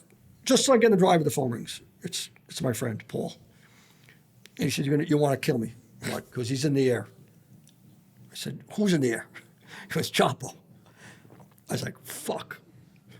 How close? He goes, "He just came into U.S. airspace." He goes, "I had to give my word to the Mexicans that." I said, "I understand that. That's short notice. Yeah, man, you're a man of your word. Like, I mean, you got to deal with these people. You give me your word. I'm not going to say anything until he's gone." They were so petrified that somehow the word would get out, and maybe the bad guys shoot the plane down. Like the Mexican government, Mexico was really worried. They want him. It was like the hot potato. They wanted to give this to the U.S. and be done with them, right? Right. So, okay, I get it. All right. So, what do you think? Maybe 2.5 hours. Texas, it's a Learjet. They go fast, and it's a Mexican federal police plane. There's a DEA agent on it. There's a Mexican federal police detective. They put a doctor on the plane for whatever reason, and the 2 pilots. That's it. Okay, so I scrambled crew. I knew the guys that I would call when it happened, it'd be the guys who were involved in the case, that group, you know. But I knew I'd have to have other people out there because we'd have to have a convoy coming back to the city, because I just didn't want to prolong this. I want to get them off the plane in a car and get them to MCC and let them be their problem, not my problem anymore, right? Not that I was worried, because I said, listen, they couldn't stage that kind of thing in the United States, you know, and they wouldn't have had time to do it. Like, you know, Stage what? Like try to grab them, like the bad guys. Like, yeah. So but listen, I just wanted rid of him. You know what I mean? Of course. The guy's trouble. Nobody wants him. Yeah. Let him get in jail, and he's not getting out of there, right? So they came in, they brought him in, and beforehand I started looking up, and I see all these helicopters. I'm like, this don't look good. What's helicopters? They're news helicopters. So somehow, somewhere, it got leaked that we're bringing him to MacArthur, so the plane lands. We get him close to the hangar. He's got to come in and get paroled into the country, and that's got to be done like official thing by Customs and Border Patrol. They fingerprint him, basically take a not criminal history, but like a personal history from a guy, and that's it. And then we get him in cars and gone. So as I was telling you earlier, he was sitting there and talked to an agent in Spanish because he's got very limited English, and I was standing there, and the agent motioned to me and said, Chapo, el jefe, meaning the boss, right? So Chapo was sitting there, and he got up to shake hands with his handcuffs on. So I just said, Chapo, don't worry about it. You can sit. You don't have to get up for me. Yeah. So At least he's polite. I was going to say, very respectful man. It's polite. Yeah, he's polite. Well, he said, he said, thank you for not killing me. Really? Yeah. To you, he said that? Yeah, thank you for not killing me. Because he thought if this was Mexico, this dead. cloak and dagger shit, I'm probably getting killed, right? Right. Yeah. So he was like, no, you're not getting killed. You know, you're going to jail. You're not getting killed. Was there even a thought to try to get information out of him? You couldn't. Right. So you knew you was locking him up, and that's it. Yeah, because it's like, when do you, like, how bad are you going to be before you won't deal with a guy? Like, they dealt with Gravano because they thought Gotti was worse, right? Mm-hmm. We dealt with Pitera, who was a bad guy and killed a lot of people himself, because Chapo was worse. Chapo was worse. Okay. So sometimes you have to make a deal with the devil to get it the worst devil, you know? The worst but Chapo, like, what could he tell us about? Other guys who kill people? You already got him. Yeah, there was never any overtures from his team to cooperate. Yeah. Like he wants to come in and talk or anything. His sons were running the organization, the Chapitos they call them, his boys. So I don't think he'd do it because of them, because he wouldn't want them getting. Are they still involved? No, they actually cooperated, and they end up bringing. That's a funny story too. I won't get off the subject, but I'll go back to it. So when I was talking to him, I said he had this look on his face, like a deer in the headlights look, like he was almost like startled or scared. And so I said to the agent who speaks Spanish, I said, well, ask him what's with the eyes. So he asked him in Spanish. His retort coming back to me was, bad eye job. So Chapo said he had a bad eye lift, and it made his eyes look like see like women who have too many like facelifts. That's They what he look looked like? very plastic looking. Yeah. His eyes like real wide. He looked wide like open. Nancy Pelosi. Right. Now he's getting. Well, not far. Not far from that. He's yeah. getting plastic surgery for what? To stay. Yeah, just with him, disguise? it Like, might be vanity. It might have been vanity with him, because he had a young wife. His wife was in her 20s, and he was in his 60s. With Chapetta, it was solely to avoid capture, you know. Right. But it was done so bad that you're so recognizable because how bad you look that you look at a monster. Nobody looks like you. And he was a handsome guy before that happened. Chapo was. No, just Chapetta. Chapetta. Yeah. He was a handsome guy. So, no, Chapo, I just did it for vanity. I don't know. Wow. So you lock him up, and now he's. So yeah, he went to trial. So we went to trial, and first day I sat in the front row, and he recognized me. Recognized me like this, and he nods with his head like because I went first day of trial just to it's almost a ceremonial thing, in the front row, and he looked over and saw me like with his head like, hey, how you doing? That's pretty cool. Yeah, but he All the bad guys like you. They probably respect him, no? Well, you know what it's like. Maybe it's the way you just treat people. Well, good, I think what some of these guys are, they get it's over. Yeah. You know, What- like, yeah, what it's else? over. Yeah. Like, well, I mean, like, he wasn't like, Chapo wasn't a wise ass or anything. Not at all, you know. He was like, you know, I just think he said, he goes, thanks for not killing me. Because I think he thought that's the way it was going to end it. Sure. You know, now he's got jail for the rest of his life in Yeah, where's he at now? Alcatraz of the Rockies, Florence, Colorado. Maximum Alcatraz security. what? They call it the Alcatraz of the Rockies. Oh, they Rocky call Mountains. the okay. It's like the worst federal prison you can be in. Really? Yeah, Oh, I didn't know that. Yeah. All total segregation, 24 hours a day, every day of the year. Basically, you go in and you never seen anybody ever. What's the one? Isn't there one that's like a mile? That was Marion, Illinois. Oh, okay. That That's- was the worst. Okay. Until, What is that? That's until under- they built Florence. Yeah, that was the worst, Marion. Oh wow. Okay. That's what Gotti was, Yeah. and that was a terrible place too. But Florence is. I've never been to Florence. I was in Marion, but they said Florence is even worse than Marion. Oh wow. What was the Marion like? It was underground. The whole prison was underground. Was it dark? Well, there's lights inside. But No, I you're know. not, like, you're not seeing the light of day once you go in. That is Right. and everybody's individualized. Yeah. Nobody sees No, anybody. yeah. Remember, wasn't Persico there? The guy, the snake, and all, Yeah, all, yeah. They all put a those lot guys. of top level mob guys there. And you've been just to visit. Yeah, I was in Marion. Not They all Florence. like him. He goes to No, see He their goes to friends. see He'll see his friends. I wasn't in Marion. I was in Florence. I mean, I was in Florence. I was in Marion. And do they give him basic human rights? Like they're allowed to. Yeah, they look. You're not tortured in American prisons. You know, I think the isolation is what gets to people. That's got to be torture You know, itself. you're like by yourself all the time.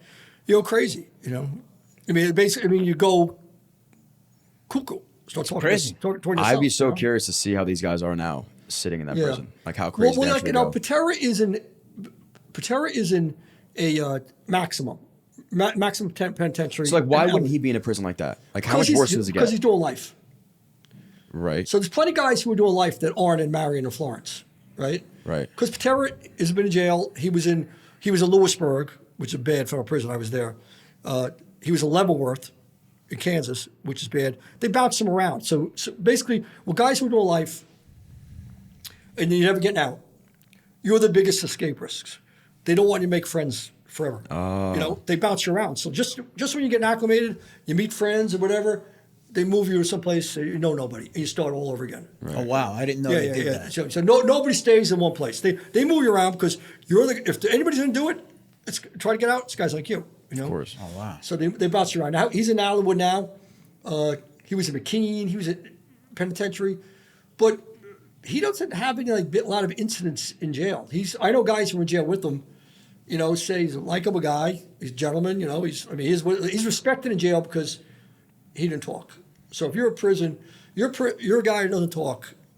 That gets you respect, especially amongst other mob guys. You know, because so many cooperated. You know, Yeah. I mean, his whole family, the Boston family, Messina cooperated, the other boss cooperated. So everybody around Pitera, his bosses at the time, became rats, Oh wow. Right. and he didn't. Wow. You know? That's a So- lot of street cred. Yes, in prison. yes. Right. So in prison, that means a lot. You know? So, and I guess it's just the severity of what Chapo did that landed him in a prison like that. Yeah, versus a- yeah, because and his inclination to escape, you know, that carries Okay. some weight. So too. yeah, you didn't assume Tommy would go and try to escape, so he's able Not to. necessarily, Yeah. but we don't make the decision. Bureau of Prisons does it. Right. You know, so Okay. it's all like they have their own formula where they put a guy. Pitera will always be in a maximum security prison. Sure. Always. You know, they call it the penitentiary, maximum security. He'll never go like to a medium level. You know, guys who are lifers are always going to be that. But whether a guy goes to Marion or goes to a place like Leavenworth or Allenwood Max, that's the BOP's decision. Now, the guys who go to Marion for like 4 or 5 years and never have an issue, and the lawyers appeal to the Bureau of Prisons, and they grant a transfer to a regular prison where Wow. at least they're around people. That must be like freedom for them. Oh, it's like freedom, exactly, yeah. That is so Yeah. nuts. And El Chapo's kids now, you said they're still involved, or they gave Yeah, up? when I was, Chapo had a partner called Mayo Zambada. Chapo was like the brains of the organization, but Mayo, they came up together as young kids. And so he was always the number two to Chapo. Chapo was like the boss. But in some ways, they were partners, right? But Chapo was always like the big name. Like Chapo was a big name in Mexico. So when Chapo was in jail, his kids, they called it Chapitos. A lot of people didn't like them. it was like the marrying the boss's daughter kind of thing. Yeah. Guys resented them. They didn't think they were pussies. They Sure, were, yeah. they were like Chapo had this legend behind him, and the kids were like, well, your dad was the boss. That's the only reason you're here. Like kind of like John Gotti Jr. Sure. They had that same. He had the same reputation. So a couple cases were made on them. They knew DEA was coming for them too, and they negotiated with the government. And what they did was they went to Mayo and Zambada and told them they were planning this new lab they were building in like Calexico, which is Baja California, and borders Texas, Arizona, and so they went up in a plane, and when they landed the plane, it was in the United States. They didn't know. He didn't know. They knew.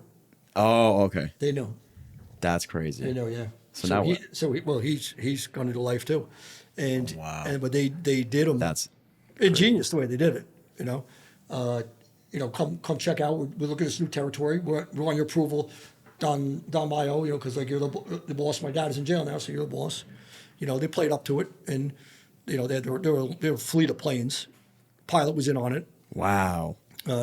And they all been in sanctuary. Then the kids pled guilty. They're going to prison, lengthy stays here in the United States. They're probably not going to get life, but they're going to do a lot of time. And so they just landed the plane in Texas. He thought he was, and we wouldn't know. I mean, I flew across that border. Yeah, of course. And I guess even if you did know, there's nothing you could do about it at that point. But you would think you're still in Mexico. You know, Sure. you're in the United States, right? Yeah, of course. And they landed in an airfield like only 5 miles from the border. He landed, everything, and you see these old freaking gringos. And that was it. That was it. He knew that they did him. Yeah. Now they wouldn't try to continue to use El Chapo's kids for information. Well, they are. They've come pled guilty. They're in the system, so to speak. Right. So Okay. yeah, other cases are being made based on their information. You sure? Okay. Yeah. It seems like such an endless battle. Like I think about it, I'm like, okay, you guys are doing a great job. You're locking these people up, and you can't stop. But it's like this is never gonna. Like, where would it ever end? What's the eventual goal? It never end because there's money involved. Right. Like you're never going to stop robberies. Yeah. You just People do are your wrong. best People to want money. mitigate, I guess. Exactly. All you can do, and that's a question that's been posed to me all the time. Make drugs legal, you wouldn't have this problem. So, well, no, you'd have actually a worse problem. Doesn't like deflate you like you're losing the battle? I said no. I said, look, homicide cop locks a guy for murder. Does that mean all the murder stopped? Right. Sure. No. Listen, there's always going to be bad guys.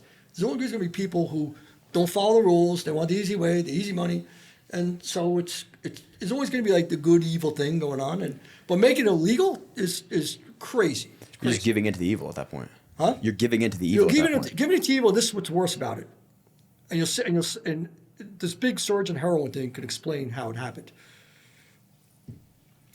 When kids started doing OxyContin, right? The thought was, well, it came from a pharmacy, so it can't be that bad. Doctors prescribe it. How bad could it be? Right. Once the government says, okay, heroin is legal, everything's legal.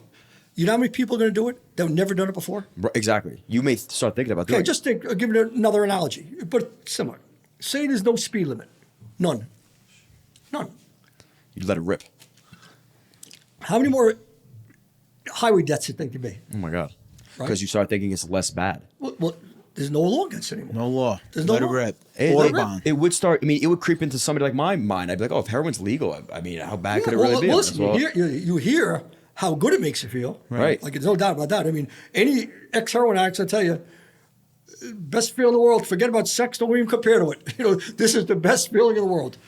It's like being in your mother's womb. That's the analogy they use all the time. Whoa. Not that you remember being in your mother's womb, but that comfort, like I guess. It's like being in heaven. Like being in heaven, right? Yeah, right. Wow. And then, unfortunately, you may end up in heaven Right, or right, hell, right. depending on how your trip goes. You you know? wake up and how bad that trip is. Well, I That's remember such- the first time I had a the first time. the first time I did heroin. I was like, wait a minute. I remember- What a story. No. How have I not heard that one yet? Edit that out. Edit that out. Oh shit! Did I say that? No. When I had an operation and I took it, the doctor gave me oxys. Yeah. And I was like, all right. I go, the Novocaine and everything wore off. Yeah. It was killing me. Yeah. I go, all right, let me take one of these things. Yeah. I took an Oxy. I sat down. I melted into the chair. Yeah. When I woke up, I grabbed them, threw them down the toilet, flushed it, and was like, Yeah. okay, Yeah. that's Well, good. Some people Oh, have really? real. But I could equate it to that. Yeah. I mean, I I felt great. I've had operations and gotten Percocet or Oxycontin. All it ever did was take away the pain. Thank God. I never felt I got high. You or never got anything. a high. Well, it's yeah. because Never you're Irish. I'm Italian. You know, Oh, is it what I we said? get into that whole emotion. But I think it's Yeah, yeah. it's just like some people, and I didn't really believe this until I had to go to this thing in Minnesota, and it was put on by the pharmacy industry, but they made all the bosses of DEA go listen to it. So I did. Went there in Minnesota, and some guy is up on the screen, and he's explaining the effects, neurological effects of what heroin does to you, right? And it shows one guy's brain, another guy's brain, and he says, this guy is predisposed to be a heroin addict. Got it. Off the bat. Off the bat, Wow. right? And explains it, the dopamine and all this kind of crap, scientific language that you know about. Some people are just, like some people can drink all day and they're not alcoholics. Yeah. They could stop and don't drink for another month. Other people have 2 beers and they're in the gutter. Like it's some people's chemistry is all different. Well, and you can't be one of those unfortunate ones and hope it's not you who's predisposed. No, you're That's done. why there's no experimenting in it. It's really, and now especially because of like the increase in ADHD because of the phones. When you Right. have this ADHD, addictive personalities then arise, Yeah. and so these drugs like Adderall or cocaine, they're so addictive because you're literally missing something in the brain that, say, a person that doesn't have this Yeah, thing it's filling a has. void. Right, you're filling a Filling a void. void. You're not, people Yeah. that don't understand or don't have this ADHD, they're like, I don't get it. What do you need this thing for? And Right. people are like, no, like, I need it just to get to where you're at on a day-to-day basis. exactly. Yeah. And that's the addiction part. Yeah, You know? and that's the bad part of with opiate addiction, especially. You develop a tolerance Right. to it. So the worst is you got to get so much dope in you just to feel normal. Right. Never mind getting high, right? Because like users say they're always chasing the high. That first high is like the best one, so they're always chasing that. They're looking for it again. But the problem is you have to use so much freaking dope just to not get sick. Because you get Sure. sick. You get, and they said physically get sick from heroin is like horrible what people go through. Oh my God. And so now you're. It's like one guy said to me, an act. He goes, just think, you're starving to death. You're starving. You do anything to eat. People kill people, and like the Andes when they killed their friends in the plane crash to eat them because they're starving to death. He goes, that's like being on wanting dopers. You're starving to death. You do anything to get it. You rob your mother. You steal jewelry from your That's grandmother. why they're steal. That's why they steal They- everything. They there's rob their parents. There's people. I told this kid, a friend of mine's son. He was a good kid. He's totally involved in it now. He's asked for years. I said to him, listen, when you were 17, if somebody dropped $10 or $100, and you saw him drop $100 out of pocket, you'd run and chase the guy down the block and say, Mister, you give him $100, right? Now you rip it from the person's pocket. This is what this has done to you. Yeah. Does he know? acknowledge that? Oh, he gets it. Yeah, he gets it. I can't help myself. Do they recommend weaning off heroin? Like if you Yeah, they do. There's people who goes Suboxone. I know some of the kids on Suboxone for years and years and years and years. It works for some people. It doesn't for others. I mean, they've had methadone for years. That's been a treatment program. But you're not getting that same high. It's almost like you want a steak and they give you a piece of bread, and that's supposed to satisfy you. Yeah. And they don't get it. But some people, Suboxone has worked for some people. Because I know this kid. He's been on for 15 years, 20 years now. He's And on that drug. He's on it, and he's like, you know what? I'll probably be on it every day for the rest of my life. Now, why Because wouldn't it allows me to. He's got a family now. He works. Wow. He goes, allows me to be normal. Oh, wow. He goes, I'm afraid what would happen if I stopped. They don't recommend him stopping? No. As long as it keeps people off heroin, treatment people, as long as you're not doing heroin, like in these, the debate about these sentences, if you're not doing heroin, they consider it success. Right. Now, they got these other things they're giving people, these Benzies. Yeah. Benzies, it's another drug, right? It's a substitute right? People take benzos just to Right, but yeah. right for sport, fun. yeah, for fun, yeah. But it still Sport. messes you up. Oh, yeah. It still messes you up, you know. But it's like, you know, it's listen. I guess there's no perfect science to it. It's tough addiction to beat. I mean, I know some people have beat it, but a lot of people have never beaten it. Why wouldn't they just? I mean, because you said like the withdrawal period is it Brutal. relatively it's brutal, but like why wouldn't they just kind of lock you up until you're over Well, this? they do. I mean, they call it cold turkey. Right. And it's hard. Well, you can do it, and I know people who've done that and gotten off it.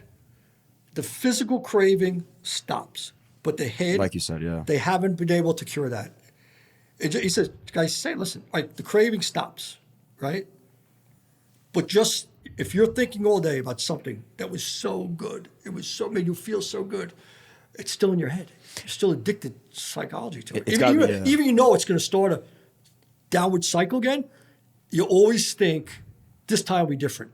Mm-hmm. I won't get as bad this time. You know, addicts are unique people, and they can adapt to their present situation. Right?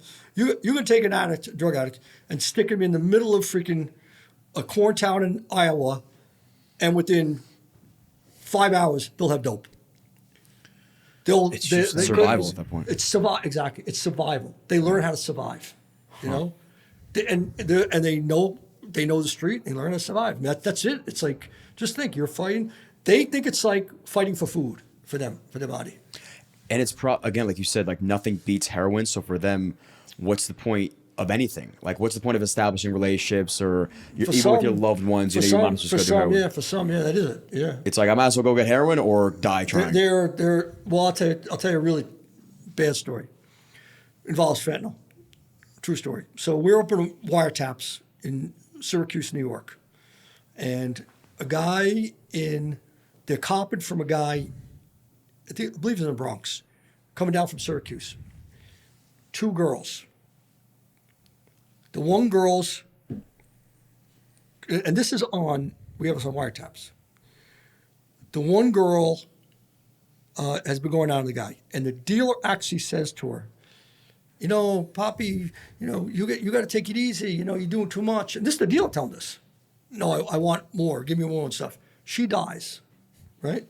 The next day, her friend is calling the same guy for a package after her friend died.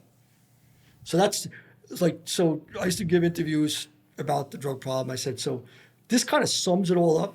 Your friend died. Okay. You know this guy gave it to her, and a day later you're going back for the same shit because You don't care about dying. you want that.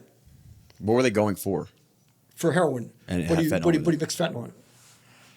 How, I've always wondered this as well. Like, let's say you knew I was ODing, you saw me doing it, and you had a Narcan with you. Is it every time it'll save you? Well, the same kid I just told you about, my friend's son, Yeah. he's been brought back, I believe 3 times by Narcan. So it's a absolute, it'll help you. It'll It'll help you, yeah. And that's why there's in places they encourage users have Narcan. If your friend ODs, you can call them. You're not going to be arrested. They have the thing now yeah. up your nose or something? Yeah, Yeah, it's just yeah, a straight, yeah. Yeah. And it's a guarantee. Yeah. Cops all have it now. Wow. Oh, really? The cops all have Narcan now. And is there anything that you could OD on that Narcan wouldn't help you with? I think Narcan is only effective for opiates. It counteracts the effects of opiates. Okay. Only for opiates, though. But fentanyl is an opiate. So, I mean, synthetic opiate, but it's... What's the other, carfentanil or carfentanil? Yeah, that's even worse. That's even worse, right? They use carfentanil. I'll laugh about this. My first interview, it was, and I'm prepping for the interview. I think it was at CBS, and the lab guy says, yeah, they use it to anesthetize elephants. What? 50 times more powerful than carfentanil. And people are putting this shit in drugs. And putting in the drugs. And it's just to make these drugs a little more addictive. Just to make it give you the high. See, the thing is, and which I tell us, the dealers are not looking to kill the addicts because why would you kill a customer? Come back. Right. But I'm competing with the other guy down the block if I'm a dealer. I want all the junkies come to me. So, you know, if I'm in a restaurant and I own, I'm making a good sauce, I'll make sauce better. My sauce better than the guy down the street. Yeah. So that's the analogy. Like he wants his better stuff. He doesn't want them to die, but like I said, they're not real chemists. These are guys might have graduated grammar school, Right. mixing shit on a table in the Bronx, right? And if you have chemists, trained chemists, they can't quantify the right amount to put in something killing. How are these going to do it? Guys going to do it? They had no clue. Yeah. So it's basically these are all accidental ODs. It's not intentional by the dealers. You don't want people to die. No. But you want the market share. How good are these like test kits to identify if like cocaine has fentanyl in it? Are they accurate? Yeah. No, they're accurate. Yeah. Okay. They're accurate. Yeah. I guess that's good. Yeah. Just like, I mean, right? I don't know. It's just crazy, especially now around here. You know, it's just so risky and so dangerous to even try anything. I mean, word has gotten out. I was looking for the point where it would stop. Is the numbers? I'm told the numbers are coming down a little bit now. Of the fentanyl cases. Yeah, Okay. because I was like for a while, and I'm just going on to almost 10 years. I'm like, when are these numbers going to come down? When are people going to wake up? Like, you'd have to be on it. But then again, you're not dealing with rational people. You're dealing with people who are. Well, I think sometimes you are though, because here's the thing. Like, I have an example. My sister's good friend passed away. She wasn't a big party. Did one line of coke and is dead because it had fentanyl in it. Right. So now you have rational people like us. Well, see, that's You what know? happened. See, and that's When it starts bleeding into when they started mixing. It was one thing when it was heroin. By now you got people. They started putting fentanyl in weed, methamphetamine, and coke. So now it's like, wait a minute. Now you're really stretching things because these are drugs. Methamphetamine is excessive. That's like almost like heroin. But in coke or weed, it's not like the hardcore drug addict. Right, of course. But now you're exposed to it. So like shit, you shouldn't do now. Really, you should do anything because you don't know. Right. you have no clue. know? Yeah, like you said, now it's going to the recreational kids that are like, oh, this is one fun A party drug. guy I know told me that he smoked a joint that was given to him, and he hit the floor. And the guy smokes marijuana, not a criminal in other way. Just Right. He's like some people like marijuana, and he said, "I'm smoking this joint." Or if a guy he didn't know the guy who gave it to him. They just met. He said, "I remember, feel like, boom, like I heard that shock hitting the floor." His girlfriend was with him. Eyes rolled back in his head. And she's scared. She called the paramedics. He straightened out. Like, he did one hit off a joint. How did they hit him with Narcan? Huh? Did they hit him with Narcan? I don't know what they did. I know it was the paramedics. Like, I suppose it must have been some sort of Narcan. Yeah. Did. He came out of it, but he's like, wow, no freaking idea. Like, it just, boom, dead weight, hitting the floor. And I'm amazed he split his head open. There's carpeting there. He was that he just like, his girlfriend said he just like crumbled. But what's even the point of putting fentanyl in? Like, if it's a dose that doesn't kill you, doesn't make the weed that much better. It does. That's the whole. more That's the addictive. whole thing. They want all the stuff is they want you to come back to them. Sure. How, you may not have the exact number. How fast or how much time do I have? You start ODing for me to get Narcan in your system. It's quick, man. If you're actually ODing, Yeah. I think you got to be there within minutes. Oh, really? Yeah. Because if fentanyl can kill you fast. Yeah. Yeah. I guess it depends on how much. Doesn't Yeah, it like restricts your lungs or something? Like you can't breathe? Isn't that? Yeah, your whole body shuts down. Just shuts down. Oh, so I guess it's the amount of time you'd have to Yeah, strangle somebody. your to body for a shuts couple down. minutes. Yeah. That's so. It's crazy. almost like your heart just slowly stopping. Yeah. Well, Well, it's good. Yeah. Just like air gun will come out tired. Oh Boom. my god. It's good to know those numbers are decreasing. I'm told they're at least stagnant or decreasing now. Okay. How about just drug abuse and overdosing overall? Is that getting better? I wouldn't want to get quoted because I'm kind of out of the game. Yeah. I only know what guys tell me now. When I was there, I know off the top of my head. Yeah. But I know I've been told that things they're not increasing like they were. Was it getting worse for your time? Yeah, even after I left, it was getting worse every year. Like every year was like 10,000 more people dead. So the big thing was it broke 100. That was the big milestone. 100,000 deaths in the United States. That was the just big overdose thing. in When it general. hit that, like the 100,000 mark was a big deal. Wow, it's 100,000. And then it was creeping up. I was told though it's not going up at that same rate. Okay. But the problem is, people die. they die off, there's always a new group of kids underneath who may not have gotten the word, you know? They don't know how bad. Even It's- like, yeah, I guess kids nowadays probably don't know how bad fentanyl is or whatever. Yeah, I mean, you really, like, say, well, what do you think? Education? I said, well, you said it's got to be all above. Enforcement, look, obviously, cops, they don't lock up the bad guys. Treatment does work for some people, so definitely advocate it. But I really think scaring the shit out of people, kids, and, you know, I've heard somebody say, well, do you really want to scare children like that? I said, well, do you want your kid dead? Yeah. Well, listen, what did you tell your kid?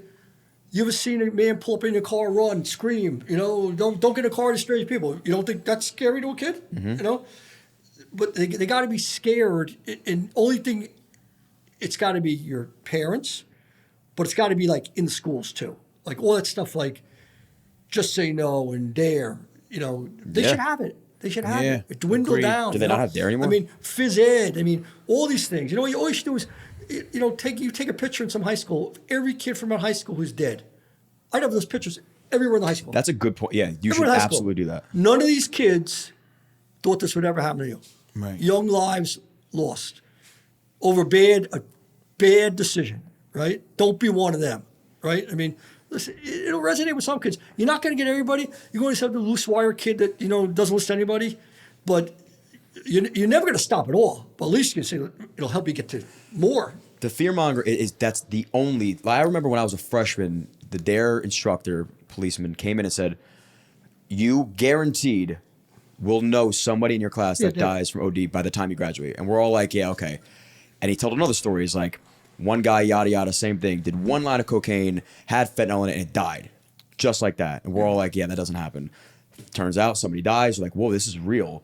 But then you start hearing the stories from your buddies that are like, "Yeah, but that person was down the bad path and he did more than just cocaine and yada yada." And you start believing that narrative too. So I think it's like, it should be the constant fear because it is real. Yeah, because a false narrative gets out there, right? So, Yeah, exactly. So you're right. So the only thing, I really think everything starts at home. You know, Yep. Parental guidance. You know, it's good to be scared of your father. You need to be scared of fathers. It's good to be scared of your father, Yeah, right? You I can agree. love him. You can be a great guy, but fearing him is a good thing. The repercussions of pissing him off, Right. you know, or disappointing him, even, you know, and in schools, I mean, they got to push it. You know, I just think they got too soft with some of the stuff, and you know, I think they might spend more time now on transgender stuff than stuff like this. Yeah. You know. Yeah. And what's more important? You know, it's, you know, there's no. If you want to save lives, that's the way to save lives. And it's at an age where, like, rightfully, you can't blame the kids. You feel invincible at that age. You don't think anything's going to happen to you. Listen, you have to. You your have brain to is scare the mature shit out enough of them. yet Right, exactly. to do it, you know? Yeah. What is your day-to-day like now with the hunt group?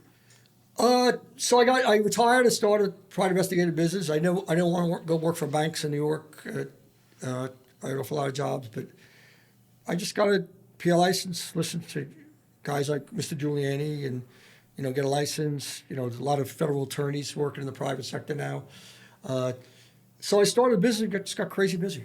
And that's Crazy. it. Work a lot with professional athletes in situations, and you know, a lot of extortion things and corporate fraud, some executive protection stuff. Not as much as that, but I do some things. Some of my guys do. So it runs the gamut. A lot of schemes out there. A lot of white collar stealing proprietary information from companies, like executives going from one country to another company. I'm a big executive, and I work for this company, and I go to a competitor and I download everything on my personal computer and like crazy stuff. Like you think like people making this kind of money would do something like this, but you know someplace they're going to hire by the competing company to bring secrets. So I've had a few of those kind of cases. They're more like labor intensive, like forensics and stuff like that. A lot of cases on serving hard to find people in lawsuits. A lot of celebrities, pro athletes, dodging lawsuits. You gotta serve them. You know, those are kind of interesting because like cat and mouse. I just had one done in L.A. last night. Unfortunately, I can't tell you who it was. So I know you're asking. You want to ask? That's what my next question was. Did you personally serve? No, I've done a lot of them, but this one was a good friend of mine did it. But it was done. They got him, which is good. Man, and he can't tell us nothing. Yeah, so it's good because it's not the same day every day. I was going to ask you, how does it compare to the excitement of what you're doing at the DEA? Well, you know what? I mean, I loved the job. I never aspired to become the head of the office. Yeah. I really didn't. I was very, very active. I got in trouble. I was talking to Gino earlier. I got jammed up on something, and they were looking at me, civil rights abuses and Sounds all this kind of stuff. Yeah. It was 3 years of hell. We had similar in time too. But fortunately, when it was over, I had a lot of guys who were loyal to me, a lot of bosses who helped, saw me through it. And when it was over, it was over. And it took 3 years basically out of my life, my family's life too, my parents, because they were still alive then. Wow. Front page of the New York Daily News twice on a Sunday. So, people read the New York Daily News on a Sunday. Back then, 20 years ago, 5 million people circulation. So it sucked. But when it was over, it was over. And I never held a grudge against the job. I held a grudge against some people who I thought had their own ulterior motives in doing it. Some of these IB guys actually make their names on other people's scalps, so to speak. No, wow. And so that I resented, and those guys who don't come anywhere near me ever since then, because they know what will happen if they do. But otherwise, it was a great career. I had great guys working for me. I loved the agency. I loved the work. The problem is, I had the most fun when I was a street agent. Yeah. Because once you become management, like even a group supervisor, which you may have 20 people, you're still responsible for other people. Yeah. When it was just me and my partner, we're responsible for ourselves, And then at the end, I had 1,000 people. Then it's like, but by the same token, listen, you're everything. I used to tell guys, listen, you evolve, you get tired. When I was 30 years old doing this, I'd work 70, 80 hours a week. We didn't get paid overtime in DEA. Federally get paid overtime. No? You didn't know overtime. All you get is a salary, that's it. I used to give away my vacation days. So you get, I think it was 2 days a month vacation, 8 hours a pay period. So I never took time off because I loved it so much. I didn't want to miss a day, And so they had a system where if you didn't use your leave, you could carry over 2 years, and then it's gone. Use or lose, they called it. So, but you had the option to give it to somebody. So there was always, a secretary whose mother was sick or something like that. You had to care for it. So they had like a bank of people. And you donate, you leave that. So back then, I loved it so much that that's what I was doing. That's awesome. Yeah, it was. Well, listen, I didn't work a day. I mean, I tell people, listen, just think, it's like little kids playing cops and robbers. That's how you felt. That's what it was. That's pretty It really was. And I can honestly say, even till the end, and when I had some, everybody has shit days in the office, something gets fucked up or somebody does something fucked up. But I started living vicariously through the guys who worked for me. Yeah. They were out there doing it, and then it was like, okay, well, listen, how can I support these guys the best way? Like I had great bosses. Right. Great bosses. I had a couple of real bad ones for a few years, but the vast majority were great guys. Like, they were generals, They had balls, they were loyal, they'd stand up for you. So I want to be that way to the guys that under me. So it's not the same. You get to hear about it when they come in. This is what I'm boss. That's great. I could do a press conference, which I hated doing. Hated it. But you had to do them. It's part of the job. Yeah. So it's a maturation. You get older, you're not the same. Like at the end, could I work 8 hours a week at the end? No, I'd be freaking falling in my sleep, right? Yeah. And young, you can do it. So it's you evolve. Yeah. You evolve. That's awesome. But I became everything I always dreaded. I became I always hated that guy in the front office.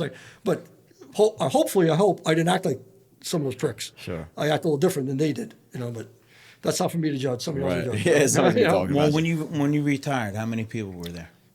1,000. Okay. 1,000. So All New York State. So you know what that says? Yeah. That you weren't that prick in the Inferno. Yeah. Or New York State. No, you and the were- task force and all that stuff. So No, they don't make them like you anymore. No. it was a good life.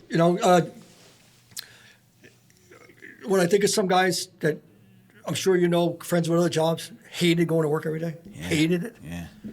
I never, except for those 3 years when you're worried, is this going to be the day? Walk in the office and Yeah. somebody come behind and put handcuffs on you. Yeah, am I going to federal prison today? I wonder. Yeah, that's a little worrisome. I'm going to say I think I'm a ballsy guy, but I worried about that. Sure. But otherwise, it was like fun. Like, listen, I'm not saying people say, "Well, it's fun. You get shot." I mean, it's dangerous. I'm not saying it was dangerous. My partner got shot in the face. The guy jumped out of a closet and shot him in the face. But is it dangerous? Yeah. But you know what? That same guy got shot in the face. He could have gone out forever. He was 2 years out. He had 20 operations. As soon as he came back and That's retired from DEA. insane. Not retired. He spent another 15 years in DEA. That's balls of steel. Balls of steel. We wrap up every podcast by asking the guest 2 questions. Sure. In your life, doesn't have to be work related. What has been the lowest of your low, and what has been the highest of your high? The lowest of the low would be death, my parents' death. Yeah. Yeah. Highest of the high.